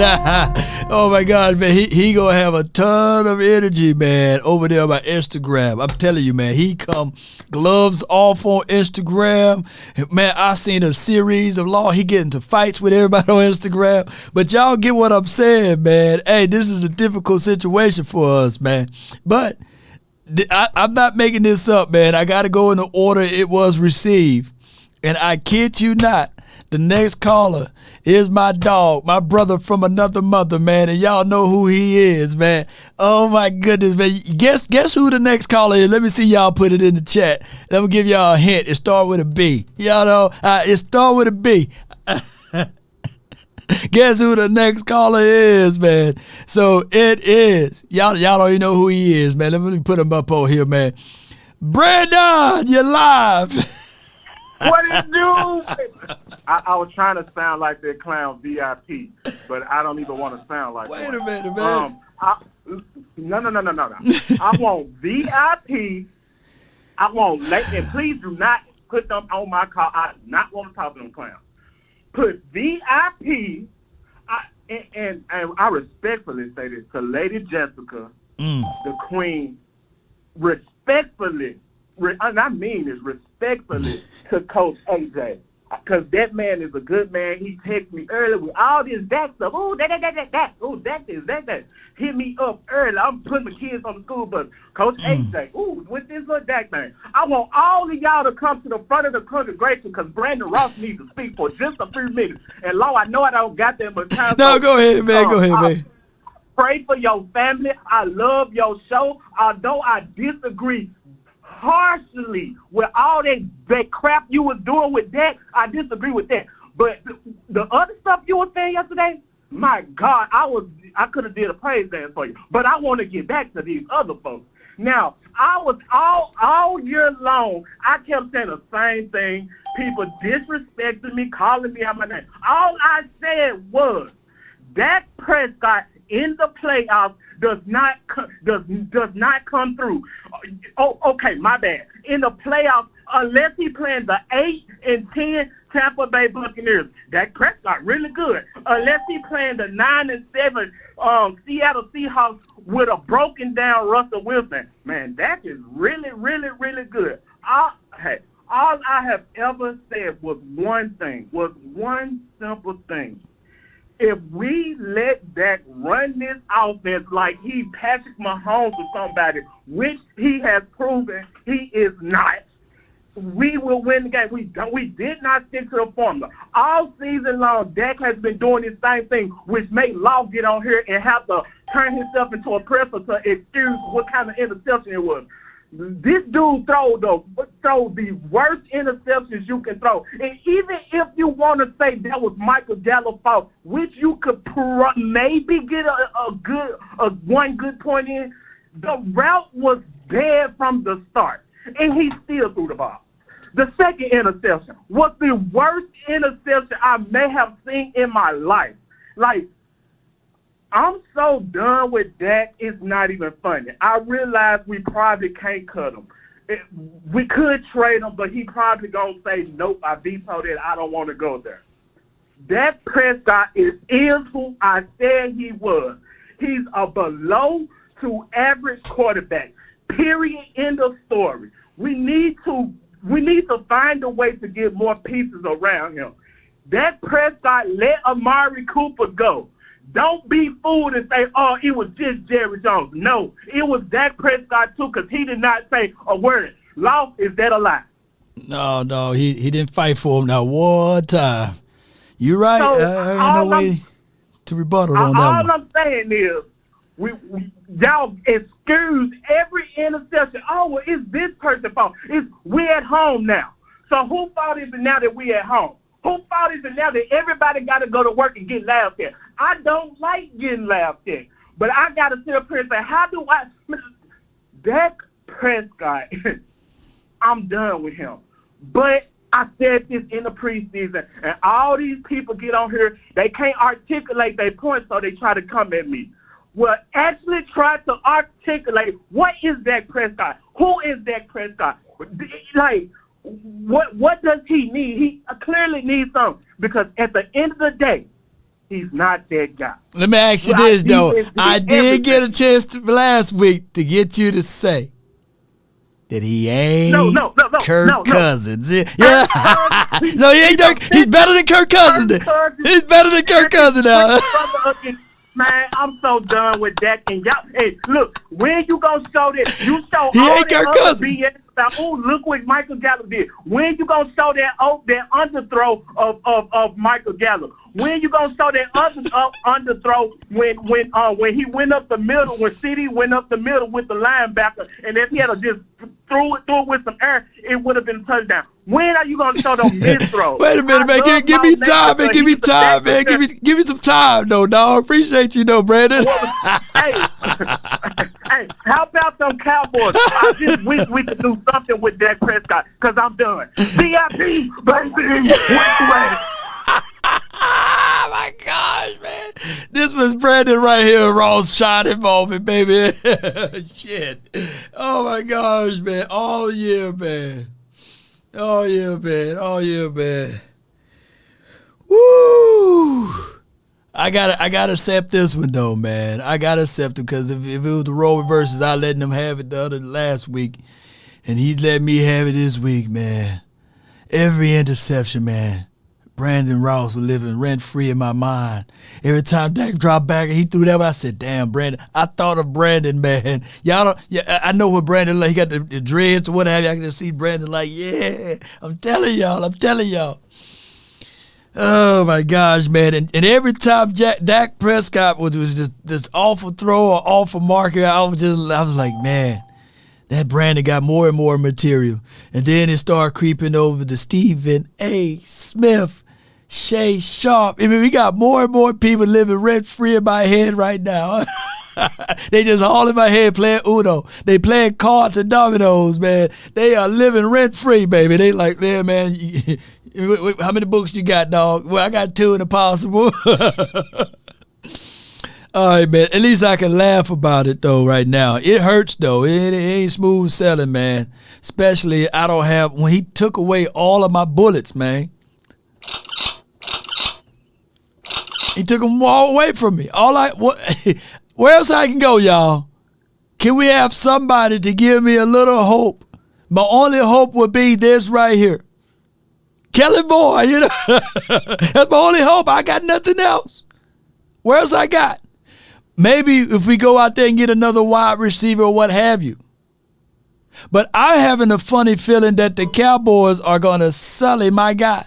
They're going to denigrate my guy. They're going to hold his feet to the fire. CD Lamb, when it's time to pay him, I already know the playbook. They're going to talk bad about him. I'm thinking that it's already down the future that they somehow going to franchise CD Lamb. They're not going to come up with a contract agreement. That's how we operate, dog. You know. Oh, my goodness, man. I really have no other. I got trade, then I got VIP. Y'all the next 2 callers. Hey. Hey, lady. Talk to me. All I want to do is first, I'm going to let y'all listen to something instead of me talking. But before I do that, I just want Brandon to wipe your mouth off, Brandon. Wipe all that foam off your mouth. Calm down. Calm down, Brandon. The season is over. All you talking like that, it ain't going to make the score change, nor did we win. So, okay, we get it, okay? You don't like that. A lot of y'all don't like that. He trash. Even though we done went 12-5, he trash, he this, he that. You know what I'm saying? Where the Steelers at? Where all the other folks at? We went 12-5. Now, okay, we won our first playoffs in 20-something years. Okay, give these folks at least that, okay? Bag up, y'all. But I just want y'all to listen to this. What I put on TikTok today about Dak Prescott and I got so many views from it because I'm telling the truth. And here it is. Hold on. Okay. Give me one second. No worries. Give me one second. Here we go. Can you hear it? I'm just talking about the game there. Can you hear it? Yeah, I can hear it. What you can do, you can just DM me the link, Trey. DM me the link on Twitter. You on my Twitter? You on my Twitter? No, I ain't on Twitter. Oh, where you at? I got a Twitter account, but I don't be on Twitter. I be on, I'm on TikTok, Facebook, Instagram. What's your TikTok account there? Well, let me look you up on TikTok. We play it so we can get Soul to Soul. What is it? Trey Soul to Soul. TRE or A? TRAE Soul to Soul. Okay. So with the number 2? Soul SOUL TOSOUL. Okay, let me see if I can find you. I see you right here. You got you a subscriber now. Let me see if I follow you. I don't know which one you did. I follow you on TikTok too. You follow me on TikTok? Well, where you at? Now, which one of these videos? I see a lot of videos. You got a lot of followers over there. Appreciate you. Which one of these? I do. This ain't about my one last. It's about football. Oh, okay. Good. Bam. I got you over here now. Hold on. I'm gonna go right here. I'm gonna go right here. Hold on. Bear with me. We're building the plane while it's in there, baby. Here you go. Yeah, I got a lot of followers. What up? I ain't got but 3 minutes. I'm just talking about that game last night, honey. Yes, I'm a die-hard Dallas Cowboy fan. Yes, ma'am. I'm a cowgirl. I am. I'm one. We sucked during that game. We did. But y'all ain't gonna keep on talking about our team. We did what we did. We 13-5. We made it to where everybody said we wasn't gonna make it to. We killed the Billy Goat. We did all of that. I don't know what happened, but the only thing that I can say bad about my team, we need a bully as a coach. That's what we need. Cause when our players get in their heads and stuff and play the way they play, when they play like they played last night, when they get in their head, we don't have a coach to step in their face and tell them. Cause like last night, I don't care if it was the playoff. When Dak threw that first interception, he would have had his ass sitting down on that damn bench, and I would have been in Rush We Trust. He would have got his ass on that field and let Dak realize what the hell is he doing out there. Sometimes, you know what I'm saying, it be mental shit, y'all. It ain't always about physical. You see what I'm saying? We need somebody to get in Dak's head when he get in his own head. When you do stupid stuff like that in the playoffs, come on, sit your ass down. And let me show you what we paying you $160 million for. Let me show you what you doing. I guarantee you, Rush would have worked that field last night. He would have did it. And then when Dak got ready to come back second half, his ass would have did a whole lot better than what he did, because now you see the whole world seeing you getting benched in the playoffs. It ain't all. Man, you want me to finish the rest of it, Trey? Yeah, that was almost the end of it. I'm finish the rest of it. You got one more minute. Come on. Always about all that old other stuff everybody worried about. It's a mind thing. Dak is bipolar. Anytime you can play like you played against the Bucks, the Vikings, and all that, work the games at the end, 2 minutes left when we played the Colts and stuff. Anytime you could do that, that boy is elite. He bipolar. He needs somebody to get in his head when he do dumb stuff, because he get in his own head. Zeke wide open. Throw the ball to the check down, boo. What you trying to throw it to CD for? But again, that's all we need, baby. We need that coach. How about them Cowboys? Still my team, baby. You'll never make me talk bad about mine. Gonna be all right. All right, that was Trey, man. Yo, bipolar Dak, you know. He is, Long. He bipolar is. That's what's Dak. wrong. Yeah. It's a mind thing in a lot of quarterbacks. Okay, now Dak ain't gonna be no Joe Burrow. No, he ain't gonna be no Patrick Mahomes. He Dak Prescott. And when y'all get through talking, when we won them 12 games, he was okay. But when we lose, he trash. You can't have it both ways. It is what it is.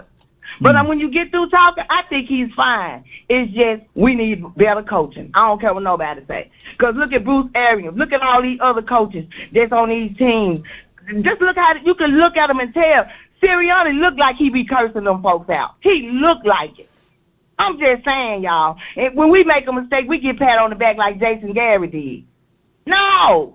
You throw one more interception, Dak, I'm finna sit you down. And I guarantee you it'll be a different team. If they had discipline, we don't have it. That's our problem. I appreciate you so much. much. You keep doing what you're doing. I'm Cowboys for life. I'm going to be here every day for you. Forget the haters. How about them Cowboys, baby? We got one more time. We're going to do it again. No doubt. No doubt. Much love to you too, Trey, man. Appreciate you so much. All right? You have a good one. Yeah, it's Trey, y'all. Dang, man. The conference has been locked. Man, they line lower than Shaq feet, man. All right, so here's 1,000 truths, man. I got to give some rebuttal to this. I don't know how I can really rebuttal to that, but outside of the fact that I do need to see more coaches with an assertive mindset and to really coach them up on the sideline. And I know 7-year quarterback, you talk about still coaching. That's just how it is. But I remember in 2018, we had a guy by the name of Chris Richard. And he ran out onto the field, and he went into the face of the Eagles fans, or what? Not the Eagles fan, but the Eagles players. And the coaching, I said, man, that's everything I wanted. That's everything that I loved. I like to see that type of mindset. Somebody running out there. And then I remember just briefly after that, Stephen Jones said we don't like to see coaches with that type of temperament out there. So the Cowboys refute. They don't want to see coaches with passions and things like that. They want to see the coach on the sidelines, cool, calm, and collected, and keeping the chill pill. That's just how it goes, man. And I'm not saying that these guys don't have fire, but these guys don't have fire on the sideline, man. I need to see sounds of the sidelines now. I do. VIP, man, you're live from the 860. Lord's VIP, baby. What's good, man? Lord, I'm going to keep the same energy because this is how I move. Let me address little homie. Little homie, I already told you, keep my name out your mouth like I told you keep Dak's name out your mouth. Now we gonna stop I'm not gonna keep arguing, going back and forth. I'm not no internet tough guy. If you wanna see me, holler at me, but we're not gonna do this back and forth VIP calling me out, because I'll go to your page. I'll be in Memphis in 2 weeks. Cut that out, B. We don't do that. Don't call my name out your mouth unless you want 6'2", 220 VIP. All right? We're going to end that there. And on another note, we have to be held accountable. Accountability from the top down. We suffer from an identity crisis because there's no accountability. Our head coach can't check our offensive coordinator because he's a stepson of our damn Jerry, of the GM and the damn owner. So our head coach is handcuffed. We saw when Dak was faltering, when Dak had his worst season, what happened? We went and got a number one wide receiver. We get rid of the number one wide receiver, and you ask Dak to still hold Dak to the highest standards ever, knowing that Dak is a better run pass option. He runs his first 3 seasons. He was running with the run as his lead. He's not a step back in their quarterback. But that's what they forced him to be. Because that's your OC's dream. Man, we got to cut this out, man. If we're going to hold Dak accountable, I need you to hold goddamn Jerry accountable, his son accountable. We did not even replace half the people we lost in the offseason. When we say, oh man, we gonna pull this person up, the next man up, the whoop-de-woo, we gonna shuckily guide you. Nah, B. Even with that said, we had 3 minutes left. Our damn OC had no guns in his chamber. Like, look, this is the go-to game plan with 2-minute offense if this scenario comes. We threw goddamn 2 bombs at a man. Look. Let me calm down. This is why I don't call in the day after. Yeah, man. I appreciate you, man. I thank you for calling in, man. Hey, whatever it is with you and Brandon, man, you know, look, man. You need a hug. You need a hug, man, but nonviolence. We got Black History Month next month. It's all love. Friend last, you know what I'm saying? Come on, Tupac. Just know what you're saying, though. Don't just call people's name out your mouth. No don't doubt, do that, B. We don't do that. Man, you have a good one, man. Let me hear you say it, fam. You already know. How about them Cowboys? I ain't a killer, but don't push me, Brandon. Yeah. Don't push him, man. All right, man. All right. Ooh. No rebuttal, man. Y'all get ready to get those planes out, man. Y'all, look, we're going to have this show a little bit faster. It's 3:16, man, and I got a lot of things to do. I got to go grab me something to eat, so y'all be mindful of that. We're going to try to get you in, get you out. Let's go. I got my guy that's been waiting here. Minister, man, you live. Appreciate you from the 918. You live. Hey, what's up, Law? Nothing to it, Chief. Talk to me, man. Baby? No Hey, nuts. man, I just want to say thank y'all, all of y'all, for your prayers. My mother had 3 strokes, man. She's doing pretty good. It's a blessing. So I wanted to thank the whole Cowboy Nation, man. I especially want to thank you, Law.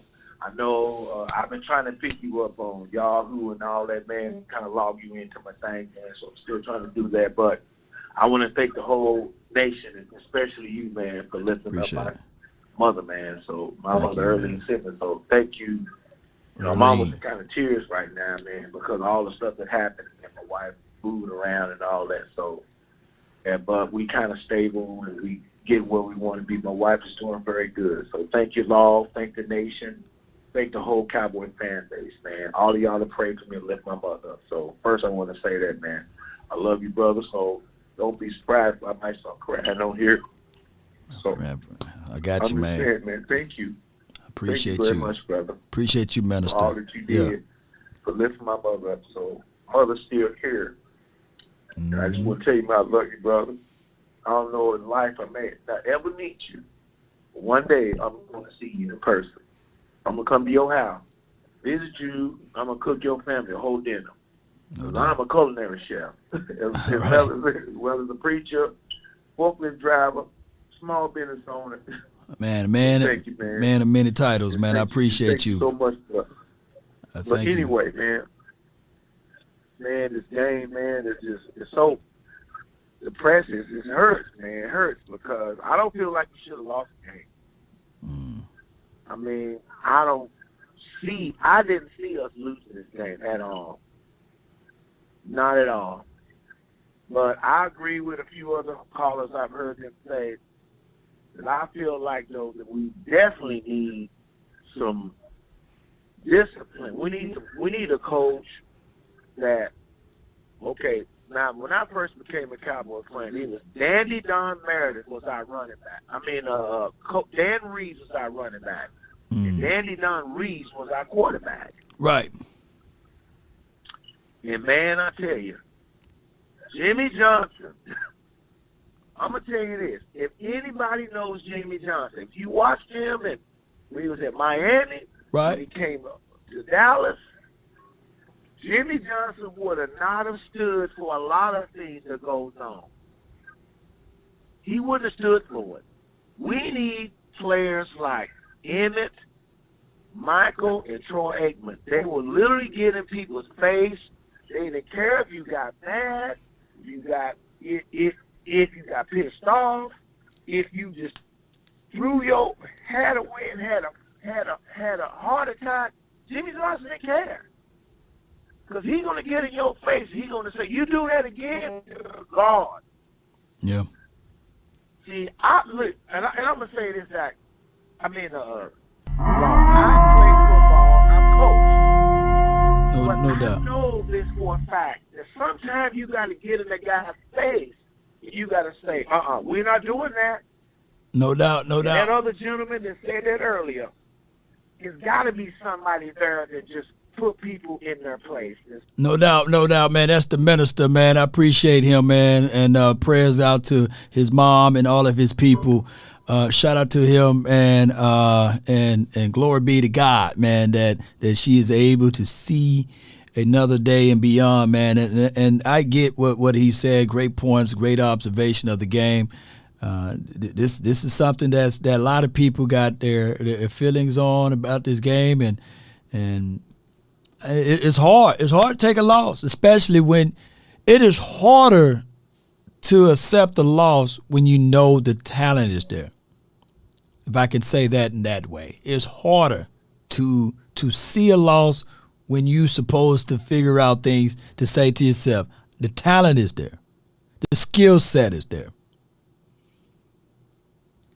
Right? But respect to him, man. Just minister. All right, I got my guy, man. 843, you're live. Twan, you're live, What's man. going on? Nothing to it, fam. Talk to me, man. I'm not gonna talk about the Dak stuff, but man, I'm so upset, man. We wasted a good defense, man. Jerron Curse and D-Law played out of their mind yesterday. Mm-hmm. D-Law made some stops yesterday. I was like, dang, how the heck he got in that backfield to Debo Samuel? Mm-hmm. I'm just upset. We wasted a good defense, man. we didn't have to do much yesterday to win that game. Yeah. The game was in our hands. Yeah. We didn't have to too much, but for some reason, man, we just can't put it through in the big games. I don't understand it. We just can't pull it out. Man, and I know how you feel about the running approach and Dak Prescott and beyond. You've been rocking with me for what, 5-6 years now, man, doing this, and it's been the same kind of storyline. This offseason, we will see whether it be coaching changing around or adding more players to this team. I just still see this team winning 10+ games next year. You know, so that's the thing. We still can do it. As crazy as it sounds. But another thing, we're going to lose a lot of key players next. You can lose a lot of key players. I'm trying to wonder who we're going to bring back. I mean, we got Tyler Smith. He stepped up big time. But now we got to worry about Tyron Smith, what he going to do next year. We got to worry about Donald, what he going to do. There's got a lot of players we got to worry about. Mm-hmm. Yeah. It's gonna That's be what I got, man. No doubt, man. Appreciate you, Twan, man. You have a good one, man. Stay safe. You too, bro. Good call from him, man. Futures contracts. The Cowboys signed these guys to futures contract. Let me see if I can pull it up right quick. Y'all bear with me. And Jory, she's a great beat reporter for the Cowboys or for her syndicate station. Cowboys signed these players to the reserve futures contract. That will be Dontario Drummond, Brock Hoffman, Alex Lindstrom, Cedric Redwine, and Wanye Thomas, man. Wanye Thomas is one of my dogs. Cedric, I can't say this man's name. Cedric Redwine is a phenomenal guy from the U, but that's just how it goes. They signed those guys to futures contracts, so they'll be here next season. All right? Appreciate y'all, man. Queen, you're live for the 9-10. You're live, Queen. Hey, hello. How you doing? Well, can't complain. All right. You know, everybody is a little down about the whole situation, the loss. Me, personally, I feel like we should have won that game. And I was very disappointed in Dak last night. That was I believe that was the most disappointed I've been in him all year or since the beginning of his career. Because there were certain reasons why we could say that certain things happened. But last night, that 2-2, no excuse, none whatsoever. And so I'm upset about that. We need to get rid of Kellen Moore, man, this year. I tweeted that, you know, I know that none of your beat reporters or your interviewing corps is going to ask you this question, but Jerry, whose fault was it for the 2-2? Answer me, please.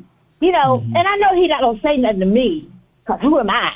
But, you know, it's out there. I mean, they need to ask. Kellen ain't going to fess up. You know? He's not going to fess up. He's not going to tell what occurred. He's not going to take responsibility. Anyway, get ready for next year. Still love this team. I will always love this team. And how about them Cowboys? And next year, they're going to really let them hang. Let them hang next year. They got cut this year. Things was hanging and got cut off. Appreciate you, Queen. Thank you. For the 214, you're live. Hello. Yo. Yeah. Can you hear me? Yes, I can hear you from the 214. Okay. Well, I do want to address. I guess it was Brandon. Maybe he said that Dak was at fault for the Amari Cooper trade because he didn't do enough to keep him around. First and foremost, I don't think that's true at all. Dak definitely, I think, felt away, which is why he went to the front office and said, "Hey, I hope you guys include me in personnel decisions." I forgot about that. I forgot about that one. They ended up, and they had him speak with draft prospects. Like that, there was rumors about a quarterback who was making phone calls to wide receivers and various draft prospects, having conversations with them, and it turned out that guy was Dak in it because he specifically went to the front office after they made the decision to trade Amari Cooper and asked to be included in personnel decisions and front office related decisions regarding personnel. I think Amari Cooper has spoken fondly about Dak. They had a really great relationship. Amari Cooper wanted to stay in Dallas. There was a tight bond and brotherhood there. So any and all decisions for Amari Cooper to get traded are not the responsibility of Dak Prescott. That's a front office decision. With that being said, I do happen to think that fans are a tad bit spoiled. They don't necessarily know what dysfunction looks like. I'm a Mavericks fan, right? I'm a Mavericks fan. If anybody listening to this or is in the chat right now and you are a Mavericks fan, you know you've experienced dysfunctional organizations, right?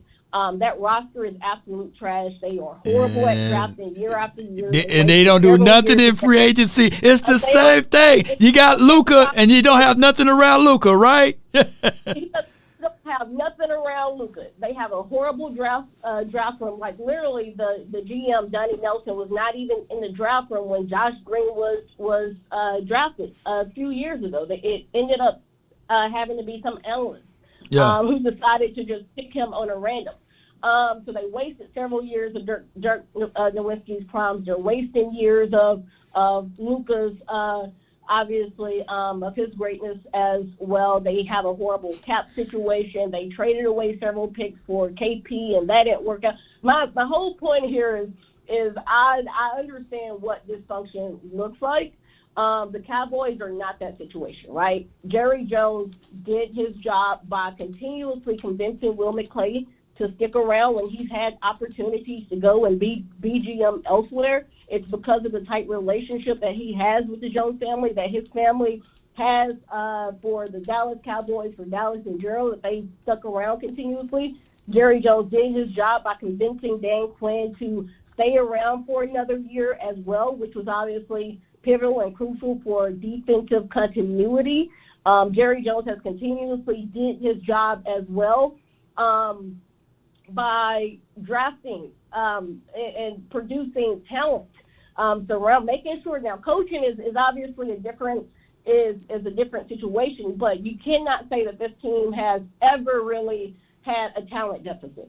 Is your argument? Yeah. And so I do think that you have to give credit for that. This is a team that was not supposed to do anything this year. We lost Dak Prescott for several games. We've had so many different adversities that we've dealt with this year, as you pointed out, other people pointed out as well.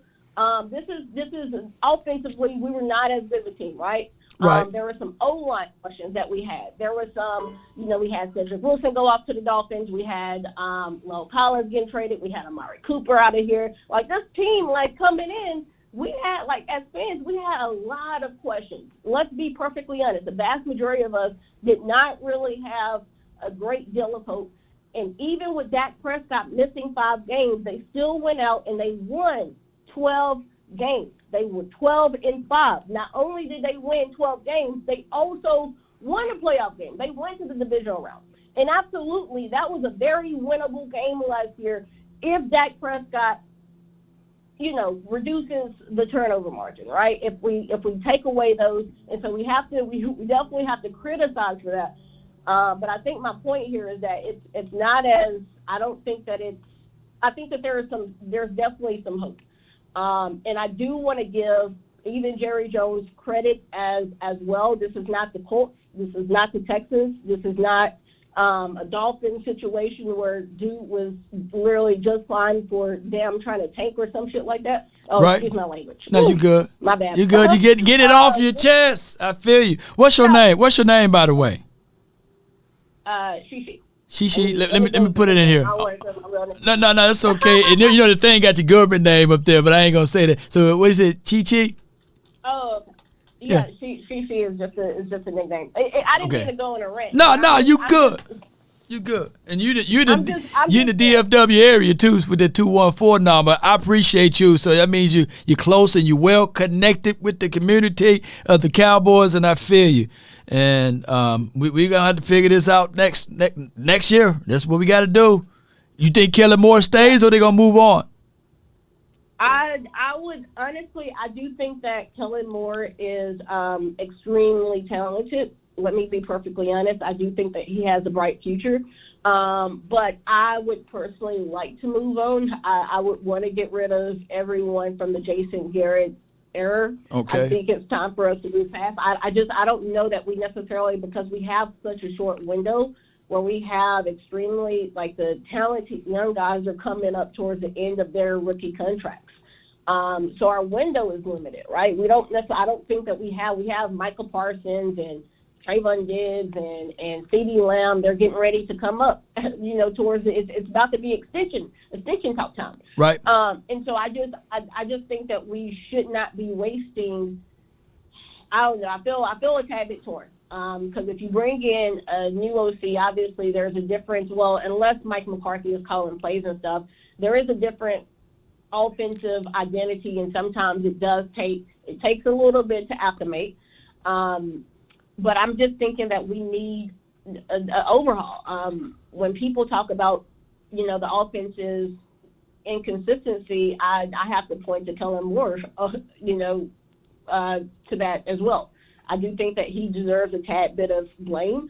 Even last year, I feel like we are kind of changing the narrative a bit, because last year we all know that it was a schematic issue, that there was an offensive schematic issue that was wrong. And now suddenly it's, Dak didn't do good last year. Kellen Moore didn't adjust well to shell coverages. The Denver Broncos showed a blueprint. And virtually every team that we played after that started playing shell coverage. The offensive identity never adjusted to that. They were running, and Amari Cooper called down. Yeah, he did call out. I appreciate you so much, Chi-Chi. Round of applause, Chi-Chi. Okay. Do you have a content page or anything like that people can find and follow you, or you want to just remain incognito? No, I don't. I want to remain incognito. I don't have anything. I appreciate you, man. Thank you. It's a good call. Chi-Chi. All right, man. Man, I got 32 people in here. That's impossible, man, for me to go over all of this. But I'm gonna just say this: she was a real balanced caller right there. They fought more for Odell Beckham than Amari Cooper to be on this team. But I do get where she was saying, where Dak Prescott did go into this offseason saying, hey, let me lobby for a few players. And it came out that he did call a few players. Maybe he should have not called for Jalen Tolbert, though. But Jalen Tolbert, to be fair, this was his rookie year. So next season, he may step up. It's the unknown. But there was a guy by the name of Dennis Houston who pretty much outperformed Jalen Tolbert in the offseason. And all of a sudden, we start looking at that dynamics as, well, hey, man, what's going on with Jalen Tolbert? Then he came out that he was battling this injury and these sorts of things. And he was entered in, I believe, his first game starting was the Green Bay Packer game. And he lined up offsides or something like that. But wide receiver's been an issue, an Achilles heel for this team. If it was any trade that I wanted the Cowboys to land, would have been the Jerry Jeudy trade. I think that we was this close to the Jerry Jeudy trade. I think we was that close to it. Even the Brandon Cooks. I think that we would needed somebody like that to help out this team. I clearly see that we kind of miscalculated Michael Gallup's situation with his ACL tear and things like that, coming back from an injury there, and we didn't get the results that we're looking for. I wanted to let Mike in, but he's gone. He left the line. But, man, I appreciate y'all. I love y'all to the moon and back. I wanted to get all of y'all, but I can't. I appreciate y'all. I promise y'all, man. I'm going to start opening up the phone lines a little bit earlier on another day, man. But this was a great show. I appreciate y'all, man. Thank y'all so much for tuning in. Be sure there may be other content creators live right now. Check them out. Call in. Let them know, man. I was online, man, waiting on Law, man, but I'm going to speak to y'all now, man. And I think my guys from The Volume, Voch Lombardi, or Sky, if they live, y'all check them out. Or if not, my guy, Boss Cowboy Sports, he may be live. It's 3:36, man. I'm going to go grab me something to eat. I appreciate y'all. I gave y'all 5 hours last night. Me and my daughter was sitting here talking, and it's just how it goes, man. I hate losing. I absolutely hate losing. I do. I refuse to lose, and I hope that the people that's in this locker room feel the same. I just wish that sometimes Jerry Jones look at the bigger picture and feel the same, right? And say, hey, there's no salary cap as it relates to coaching. There's none. There's no salary cap as it relates to consulting. There's none. He's a billionaire with a B. And if he keeps saying that there's no check that he would be willing to write out to win the Super Bowl, stop lying to kick it. Stop lying to kick it. Because you can clearly go and grab a guy that understands and knows football or forgot more football than Kellen Moore knows. To be honest, Kellen is the main person I have a problem with. This is from RC11 or RC3 Nation. Appreciate you. Dak was on the 49ers. He would have killed us with Shanahan. And I get that too, man. I get all of that. But we won't be able to go over that because people's mindset will be that Dak Prescott is just trash, and that's just what he is. And he is all who he will be and all will he forever be. It's just that. But I feel you, man, for that. I feel you for that, though. There was another super chat. Dak this is from Phillips Henderson. Dak needs to experience offensive coordinator. We have 5 numbers on our offense. You must have more production offense. We have invested so much in draft capital on one side of the ball. He's right. Chief Fly says that only 5 QBs in the NFL have won the Super Bowl. It's not easy. Left that's playing right now, right? Chief Fly, appreciate you. Derek Small says, so what everyone is telling me in the chat is that in another QB can flourish in this offense with Kellen Moore. Y'all tripping. Yeah. K-Band says Dak is the only QB doesn't wear plays on his wrist. Well, look at the plays that's been called out. Look at the plays that been called out. 39 minutes ago, Greatness 54 said, I just came by to drop off that L you said I was going to take with me on Ryan's show. No feelings. Shout out to Greatness 54, man. Hey, man, I appreciate you, though. For that hate donate. You know what I mean? So this guy that's a Cowboy fan, sad fan base, what a joke. They say that joy in the voice is sad. This is from Cuban Boy 24. You talking about my guy. You talking about my guy, Brandon. I feel you, though, Cuban Boy 24. We got another super chat from People Said Zeke. No, people said it's from Q Dog. Shout out to you, Q. He says people said Zach Wilson was an elite quarterback. Really? Yeah. Zach Wilson, y'all remember that. Brian Goldston. Dak has some of his best seasons with Kittner as the quarterback coach. That was 2018, right? We won a playoff game in that year, right? Appreciate you, Brian Goldston. I got another super chat. Dak is not the only problem.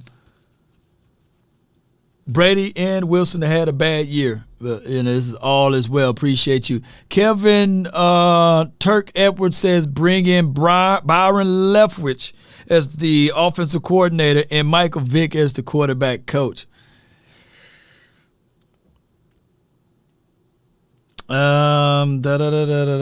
Truth Only says it's about solutions. Appreciate you, Truth Only. Appreciate you. I think I caught up with all of my super chats, man. Thank y'all so much for this marathon type of show. To the hip, to the hop, we don't stop, Cowboy Nation. Be sure to hit that like button, share this content, let a friend or a neighbor know where to go. I'm still going to leave you guys with this. Even when falling, you got to fall still fighting. Even when everybody say that, hey, it's the end of the road. What do we do now? Where do we go now, Law Nation? What kind of motivation you have now? We just got to deal with what we got. This is the bed. If you guys feeling what you feeling right now, ready to fold up, go ahead. I have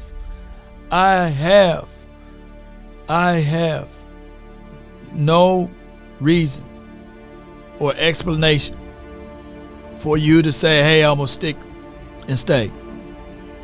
For you to go through these pains. for you to go through these turmoils, for you to go through this moment. You're at the bare bottom right now.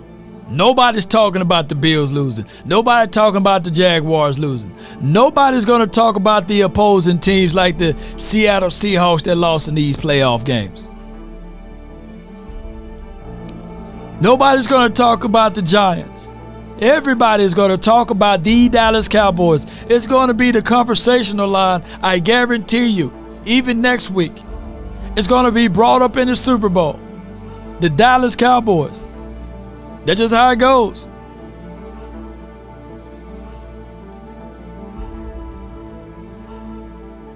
So now, all we can do is look into this thing and say, all right, how can we cover ground? What do we need to do better now? Establish the run. That's what we're going to have to do. My guy, West Coast Cowboy, appreciate him. Run the ball. Well, they better bring in a coordinator that can understand that. Because why? You got a quarterback that you're paying a lot of money to.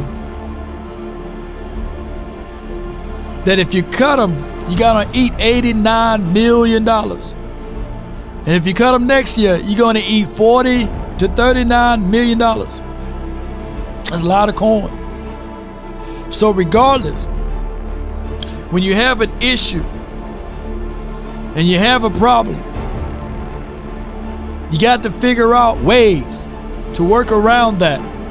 I'm not saying that Dak Prescott not the problem. But if you need to cut your toes off, you don't cut your whole leg off. Cut the toe off. Save the foot. You think I'm lying? Ask Prime. Right? He ain't cut his whole leg off. He said, man, dog, you got clots and stuff, man. We're going to have to cut some of these off. Pick that one right there, dog. Pick that one too. And that one. They ain't cut the whole foot off. And what y'all are asking, Cowboy Nation? John May said, take the leg.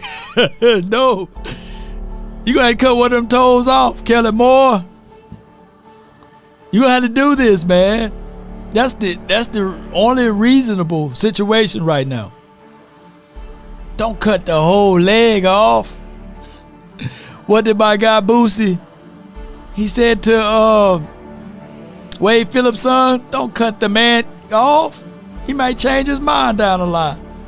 You know, he may be wanting to be the giving tree, not the receiving one. Who knows? Don't cut the man off. That's little Boosie. Save him. Never know. Things can happen or change down the line. Preserve as much as you can. But cut off the bad parts is not going to hinder you down the line. That's my best analogy. Y'all right now. Y'all know already, y'all burnt up over here. I'm crazy, man. You know, it's just what it is. Hey, bro, come on now, dog. Come on, man. Yes, indeed, man. But hey, I would say this, man. For those who are out there, if you can keep your head when all about you are losing theirs and blaming it on you, if you can trust yourself when all men doubt you, but make allowance for their doubting too, if you can wait and not be tired by waiting or lied about, don't deal in lies or hate it and yet give weight to hating, and yet don't look too good nor talk too wise. If you can think and not make thought your aim. And this is the most important thing. If you can meet with triumph and disaster and treat those two imposters just the same. If you can bear to hear the truth you've spoken, twisted by knaves to make a trap for fools, or watch the things you gave your whole life for, broken and stooped and built back up again with worn out tools. Didn't baby, we seen this team been built back up with worn out tools? This is what it is, man. Y'all write that down. Y'all put that in your hearts. That's been my time. I really thank you all for yours. And remember, you're listening to nothing but the best. In the words of Boots. Hey, bro, come on now, dog. Come on, man. Fall still fighting, man. Emotional damage. I know, man. Y'all cry, man. Y'all need to get it off your chest. You know what I got for y'all, man. Y'all already know. Y'all already know how I roll, man. I got nothing but love For you, baby. Got nothing but love for you, baby. I got nothing but love for you, baby. Got nothing but love for you, baby. Let's go, baby. I got nothing but love for y'all, man.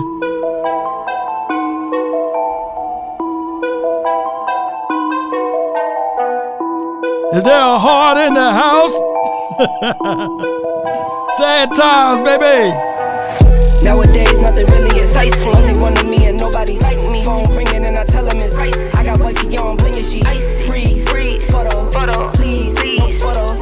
G's, no, please, no photos. Hit the door and the dome and just whole team here might need some. Still young, but I move like a. Let me see some blue hearts in the house, man. If you're down in my management, I'm just warming up, wait till I. Old producer saw the numbers one. Different colors in my baggy light. Chalk it up, talk of the town when you're talking up. Wanna get you a ring and you tough enough. Wanna get you new things with your pockets dull. Run it up. Who gonna join us next week on this couch? The 49ers or the Eagles? Who y'all prefer? Sit right beside us on this couch. Please, no photos. No, please, no photos. I keep giving game away. I put game on layaway. Nation. I got paid to play today. I get paid to stay away. Come on. I get paid on rainy days. Hey. I might make it rain today. Shout out to you, I got paid Brandon. on pain today. Thought it'd take the pain away. In my own lane, finger roll. I would never sell my only soul. Come on. Heard your whole team was for sale. Heard it's on the market for the low. Who the realest, we might never know. All this acting, you gon' play a role. Give you the world when they sign you up. Try you out and then they line you up. Ooh. Now you're looking hungry, ribs are touching, need some food. Now you're all on live acting surprised, but you was fooled. Boy, All of those blue hearts, man. Appreciate you and you and you. You need some milk. Come on. Only one of me and nobody's like me. Shout out to all of the supporters, I got man. wifey on blingin', she freeze. If you're watching and you never hit that like button, No, please, no photos. Nowadays, nothing really excites me. Only one of me and nobody's like me. Phone ringing and I tell him it's we are ice. out. I got wifey on blingin', she freeze. Photo, please, no photos. Where my cigarette at? No, please, no photos. Yes, indeed. Are you not entertained? Are you not entertained? Come on.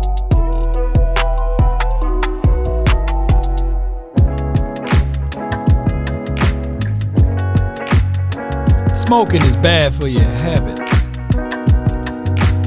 Please consult your doctor before doing it.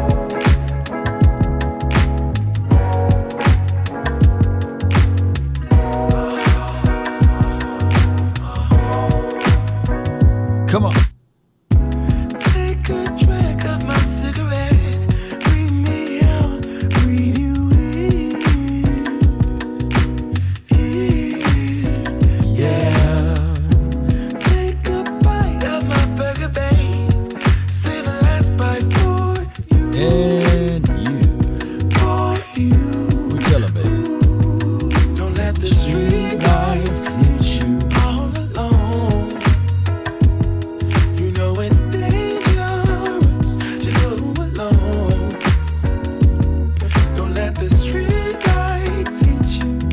Can I be your player too? I'll follow wherever you go. Small time pod. Yeah, we did win 12 games in the playoff. We won 13 games this season. That's some positivity. Like this mother don't miss. No, he's good. That mother don't miss, man. He's good. In the heat of battle, he don't miss. No. In the heat of controversy, he don't miss.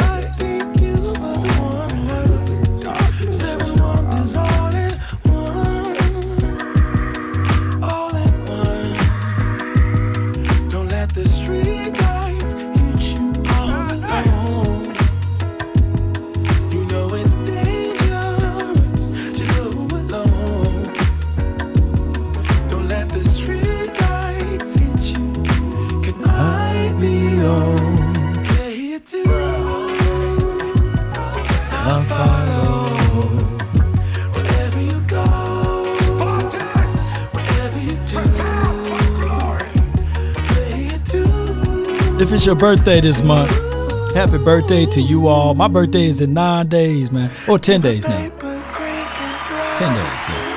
February the 2nd. That should be a national holiday. Laudation Day. Law Day. Shout out to all the February babies. Babies. When you pray for rain, you gotta deal with the mud too. So far, if a baby grain can fly, fly on, fly on, fly on, fly on, fly on. Let me check one more time into my other Cowboy fans, man. Hey man, y'all hush, man. We got many more years to go, man. Hey man, I'm burnt up, man. But in all actuality, let me hear one more time, man.